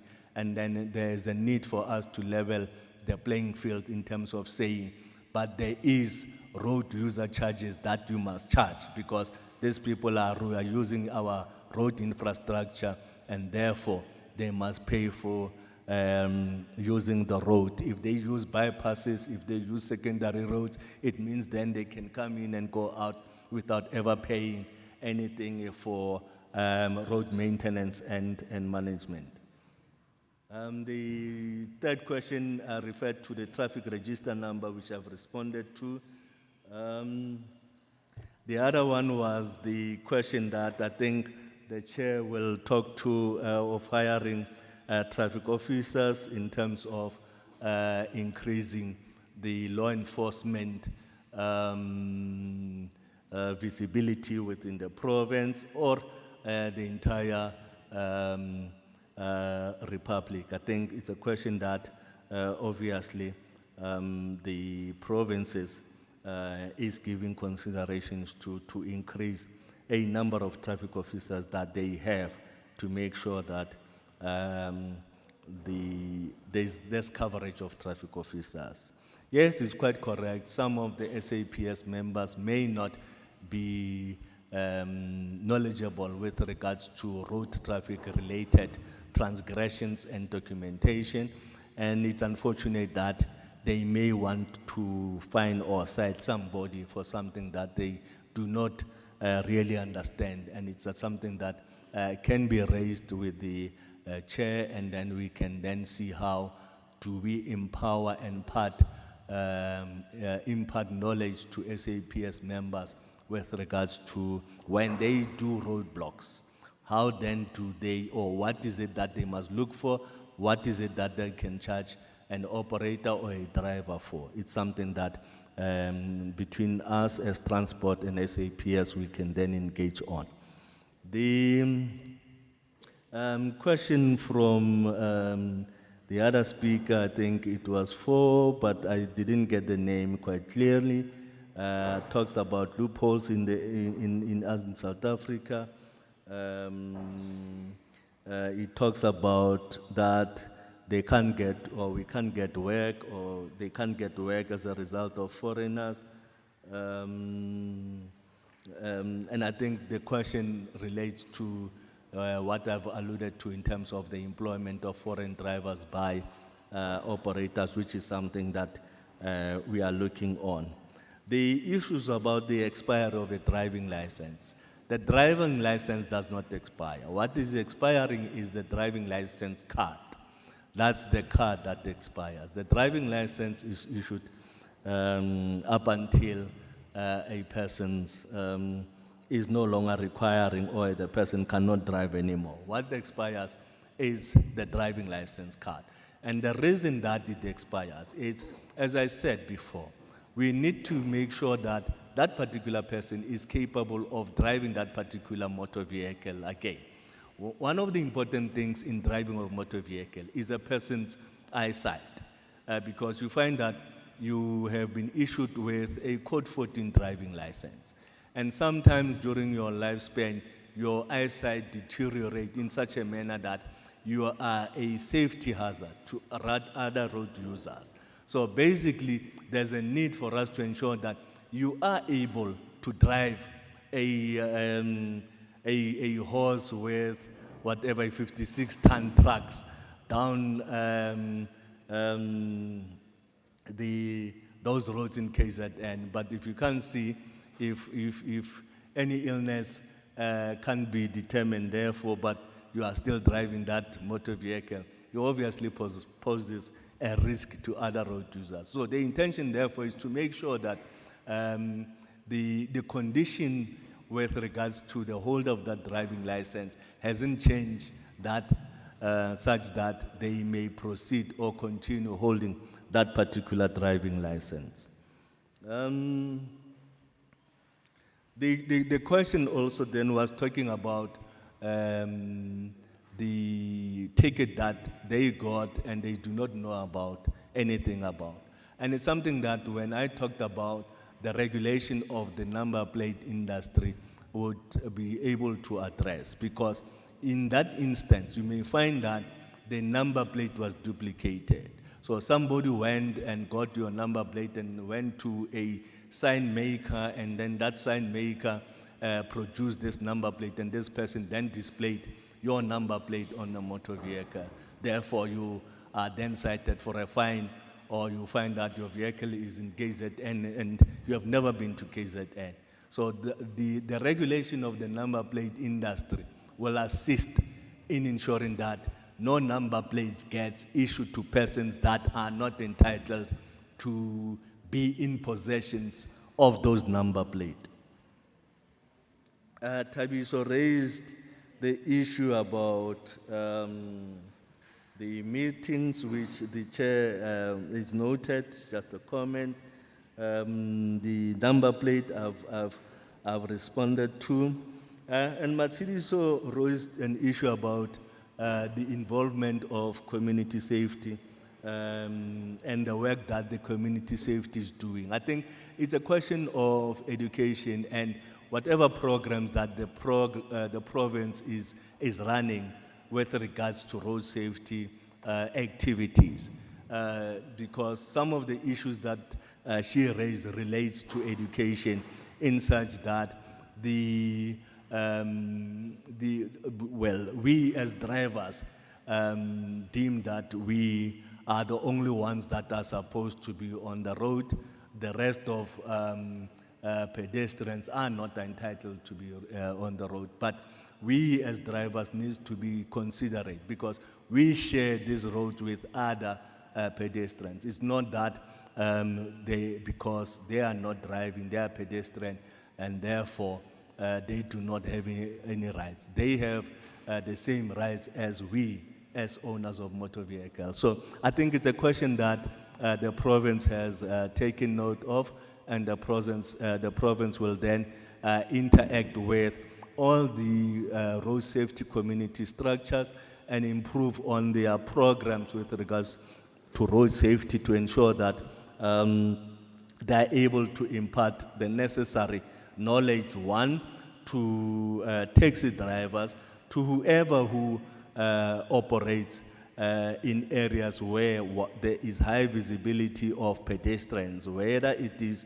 a school, whether is it a residential areas. I think it's something that some road safety in activities or interaction needs to be undertaken. Obviously, it's something that obviously the taxi industry, I think Santaco is here, and I think there is a program that Santaco is running with regards to, I'm not sure whether it's a Tlokomela or something like that, and I think Santaco must also help us as the regulators and the community to be able to impart some of this knowledge to their drivers and their stakeholders, because it's not only about transport, it's about us as the general public to make sure that everyone is safe on our public roads.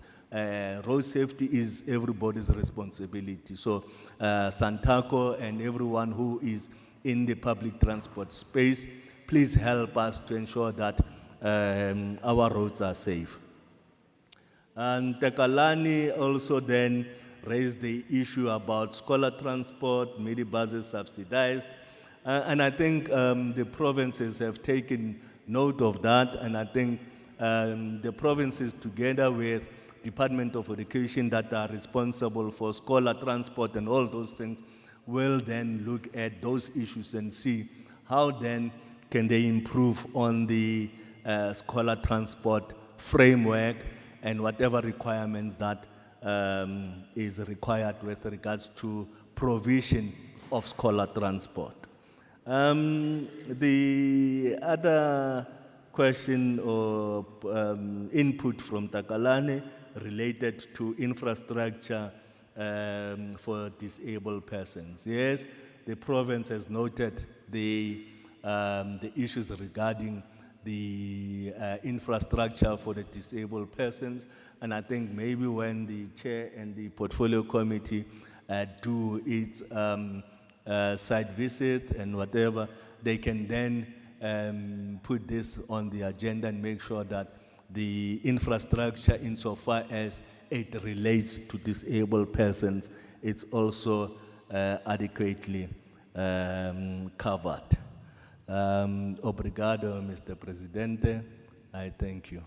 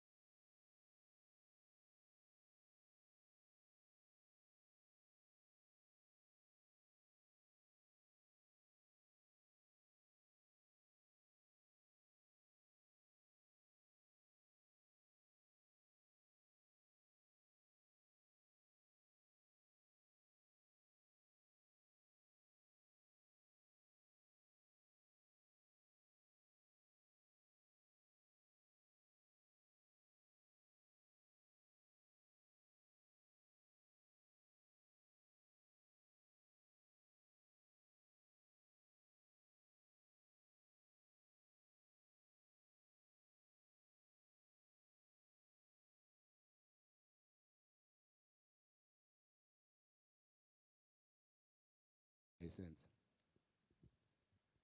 And enye into concern ngayo kakhulu bafethu one. Baqinisile lo bhuti bekamela abantu bangaphandle yibo abasikhostela ama accident endleleni. Ngoba nina ama license waba niwachecki nichecka wethu. Yabona wethu niwahlelele ngamameto. Kodwa wabo umuntu uzo drive i-truck suka la aye eMpumalanga. A driver ngeLenas abadizele bonke labo phoyisa thina siyaboshwa bese ubuya futhi nisitshela ukuthi singabi nama license guys kahle kahle thina sophila yiphi impilo eSouth Africa nifuna sidevelop kanjani ngoba nahluleka uimplement imisebenzi nifuneka senze kanjani ukuze siphile.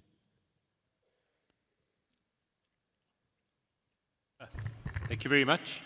I haven't asked members of the committee if there's any questions, because I thought it would be, we should allow yourselves to be doing the talking. But I just want to check with any members. Anybody? Member now? Chair, thank you very much. I'm not going to like what I'm going to say about his department, and that is, you're talking about road safety as one of your motivations for amendments to this bill. And I'm going to put it to you that your department has no clue what you're doing when it comes to road safety. Because if you looked at any international best practices, you would have introduced maybe other or re-looked the way that you did this legislation as far as the road safety section of it is concerned. So one of the best practices, let me give you two examples. One of the best practices in countries that have very low road accidents is that as soon as a child can look over a steering wheel, you allow them to do off-road driving so that they get experience in a car. Part of that is, the best practices is that if a parent can drive, the best person to teach somebody to drive is a parent. So how this relates to what you said earlier is your very first question that you answered in this session about not allowing somebody who has no license to drive a vehicle, which means as a parent, when your child is old enough but still below 16, you cannot teach them to drive as per international best practices because they don't have a license. Now, the ideal situation is that you can take them to off-road driving, but gravel roads are also public roads. And that is a problem. The second example I want to put to you is your lack of vision when it comes to technology. So you want to introduce inspectors for driver's licensing testing. In a system that was corrupted by humans, you want to introduce more humans. And what's going to happen is your inspectors are just going to be corrupted like everybody else in the system. And people are still going to buy their licenses. And that is one of the core problems with road safety in our country, is the ability that you have to buy a license. And if you want to know who bought their license and who earned their license, just go to the nearest traffic light here that's dead. Everybody who drives over the dead traffic light without stopping bought their license, and everybody who stops at the dead traffic light earned their license. It's very clear. And that is one of the things that causes accidents. So why does this bill not say, make it mandatory for every driver's license test to be recorded? The technology is available. Why can't you just record every test? And if somebody is in an accident, you go back to that recording and you see how they were tested. When you have the technology available, but now you want to introduce humans in a corrupted system that was corrupted by humans when you have the technology available. Even your obsession with license plates, I don't know what your department and our department's obsession is with license plates. 10 years from now, cars will not have license plates anymore. There's technology available already where you can chip a vehicle. And so, you know, you're obsessed about 19th century technology when we're in the 21st century in your legislation. And maybe by way of interest, maybe you can answer me this question, because when you spoke about the microdots and the vehicle thefts and so on, I thought, you know, it's interesting. Can you tell me how many of our border posts have the ability to read microdots? But that's just by the by. But I don't think that you know what you're doing with road safety. You're not taking the holistic approach that best practices in the world actually require, and you're doing it half-hearted and piecemeal. Thanks. Thanks, Member Nell. All right.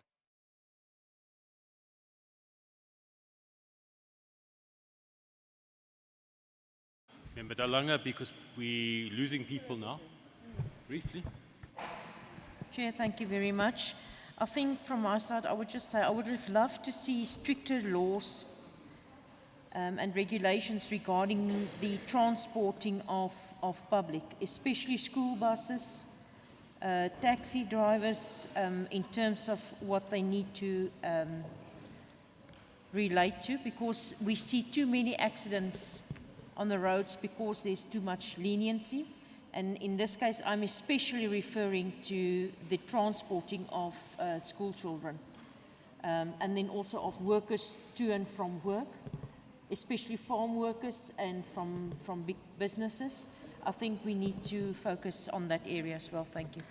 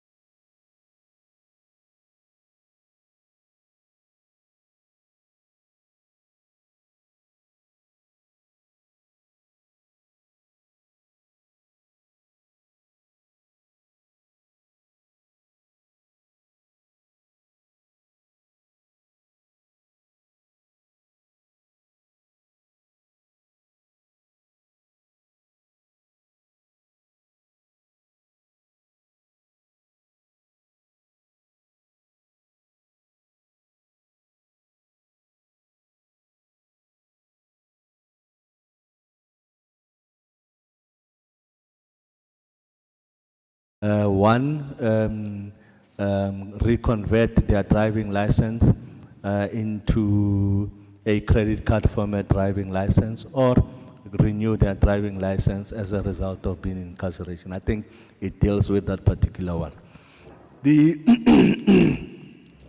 other question was raised by Honorable Nell in terms of the, obviously the best practice in terms of teaching a person how to drive a motor vehicle.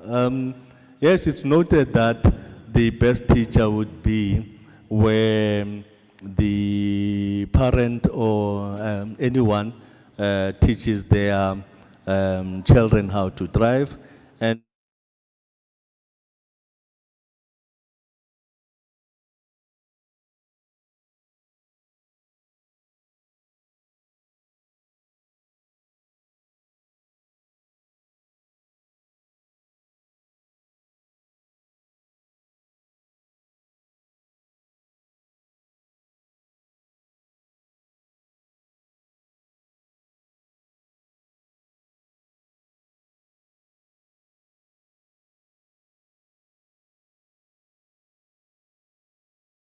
in terms of that. However, if that person is a holder of a learner's license, I think that particular person can then operate a motor vehicle as long as there's a licensed driver in that motor vehicle. Unfortunately, the current dispensation does not allow for an unlicensed driver to operate a motor vehicle on a public road. And I think it's something that once the process has finalized, it's a recommendation that can be undertaken. With regards to technology, there were these interventions that basically was muted or was implemented. This technology was applied. They had this technology at Langlaagte, whereby the vehicle was fitted with all the capturing devices to capture whatever movement that the driver, maneuvers that the driver was taking, and the discussion that they have with an examiner of driving license. And then unfortunately, that project did not obviously yield some result, but it's something that can be considered, because what would happen is that the examiners would generally switch off or tamper with the recording device, and to an extent that particular recording device is not working, and therefore if the technology or the device is not working, what happens to the test in itself? Do you stop or do you proceed with the test? Those are the nitty-gritties that needs to be unpacked. But this technology was used in Langlaagte, and somewhere in Rosebeck in KZN, there was that technology which was incorporated in motor vehicle to be used when testing a person to drive a motor vehicle. The other snake to the spanner was thrown by the prospective drivers themselves, because there was this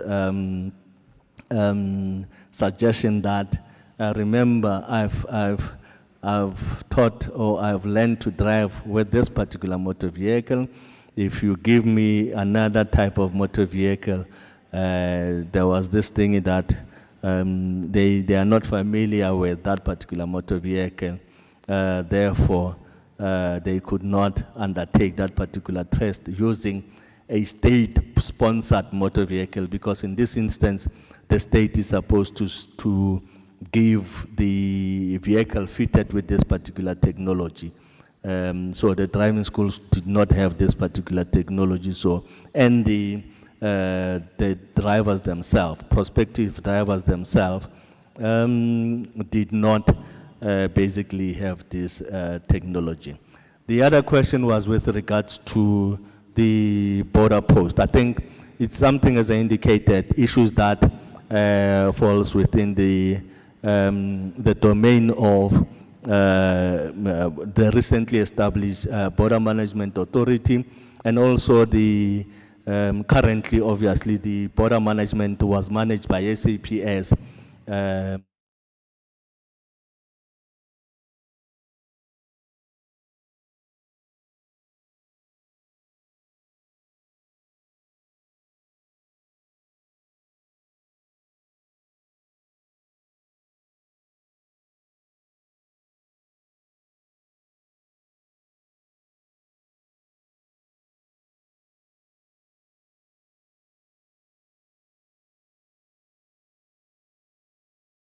Home Affairs. Honorable De Lange raised a question regarding farm workers and stricter laws. I think with regards to our attempts to deal with farm workers and all those things, I think we attempted to do this by amending Regulation 250 of the National Road Traffic Regulation. I think the problem was when it comes to ferrying of farm workers from point A to point B, the agricultural sector was raising an issue that their business is seasonal, and obviously the market does not allow them to procure appropriate motor vehicle to transport their workers from point A to point B. And then if we were to then be stricter with regards to that particular requirement, it would then imply that they will require their employees to be able to get to the place of work on their own. And I think it's something that we had to weigh all those things, but it's something that we can give consideration to. But what we have attempted to do in this regard is that in that particular regulation, we specifically said in terms of transporting of persons at the rear of a bakkie that no person must be transported at whatever equipment, whether it be wheelbarrows and all those things, where passengers are sitting. So it's something that we wanted to regulate, but because of the dynamics within a number of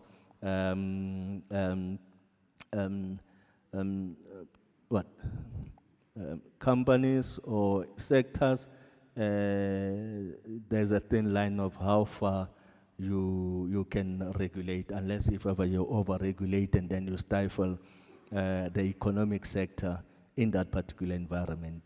Stricter laws, I think that was what ARTO was envisaged to do, because ARTO is envisaged to be able to ensure that an appropriate fine is meted to a transgressor with regards to an offense that they've committed. So it's something that as transport, we will continuously work on and try and ensure that we improve road safety. I submit, Chairperson. No, thank you very much. I think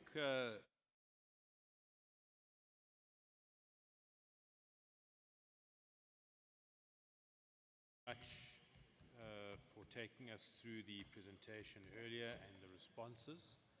And thank you to all of those who've asked questions as well on this bill. Just very quickly, before we close, I just want to indicate, I don't see Stembiso around. Where are you? Do you want me to handle it?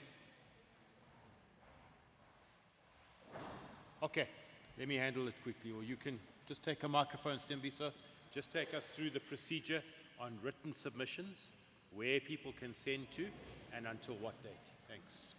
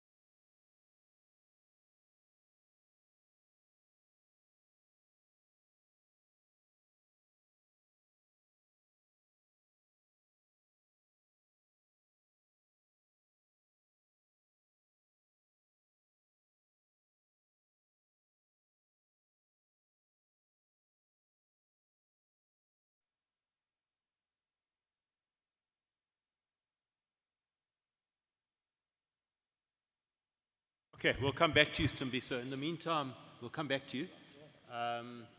Member Mfikwe, do you just want to take us through a brief summary of today, and then we'll come back to Stimbiso afterwards. No, thanks, Chair. As we conclude, we've noted on the three bills the fact that the second bill, economic regulations, there was no input from the community. So we will ask that we do the written submissions and we send to the committee as Tembiso will give us the actual dates of when do we need to do that. On the National Land Transport Amendment Bill, just a few points that what we need to clarify is the impact of the bill on the roles of the taxi associations and the public in the public transport sector. Also noting, Chair, that the bill is silent on the subsidy that must go to the taxi industry. In the presentation made to the portfolio committee, there was a mention of a fund, and the presentation did not talk about that. So we might need to pull that into discussion and maybe engage in the taxi industry on the accessing of that fund and how do we account for the fund as well. There was a point raised, Chair, that municipalities should also be involved in the contracting of bus subsidies. The city of Joburg has the BRT. Maybe we could use that as an example of how do we use subsidies for bus transport, for the transport in buses. On the National Road Traffic Amendment Bill, a number of pointers. Firstly is the impact of the bill on the issuance of taxi permits, the impact of the bill as well on the impact of permits to foreigners, which has come out up very loudly and very clearly here. And we wouldn't want to make it look like we are xenophobic in addressing issues that are concerning to foreigners on our roads. The community is concerned about the expiry, but it was clarified that the license does not expire. The card does expire, so it must be renewed. I was wondering what is the impact of the 5 years, because for the card to expire, it's 5 years, Chair, and on the job seekers as well, because it came out as a hindrance to people that need to go look for jobs. And it takes 5 years. I mean, for a license to expire, it expires after 5 years. Impact of all the bills on creating job opportunities. Alive to the fact that we have a high unemployment rate. So at a particular point, we need to indicate what is the impact of these bills in the job creation and dealing with unemployment, as well as impact of the bill on the conduct of drivers on our roads and on road safety for school children as well. Chair, we're noting that the scholar transport issues are important issues that have been raised, that we probably need to get the transport as well as the traffic management committees to deal with that. The SAPS point was covered adequately. Employment of more traffic officers is a joint responsibility between the Gauteng Transport and municipalities. I guess something that Chair, the committee could raise with the MEC so that in her MEC, MMC's meeting, she could raise it as well. Just 2 points that I want to raise from my part, Chair. I picked up a conversation of some of our community members who are comfortable in driving in our roads without having valid licenses. That is illegal, and we can't live here without talking about that. For you to drive on our roads, you must have a valid license. That's it. It cannot be negotiated, and we can't hide also behind criminality in relation to driving on our roads, and we must never allow that. All of us who are drivers on our public roads must have licenses which are valid, whether we are South Africans or we are foreigners. We must be of that mind. And if there's any criminality, we must allow the law enforcement to do its job, you know, because we can't be taking risks of drivers who are risking people's lives and other motorists' lives as well. And I don't think it's correct for us to say, don't drive when you don't have a license. It's wrong, because we are exposing not just the one person that's driving, but the other people, people that are not driving and the other drivers to danger because we are allowing criminality on our roads. Thanks, Chair. Thank you so much, Member.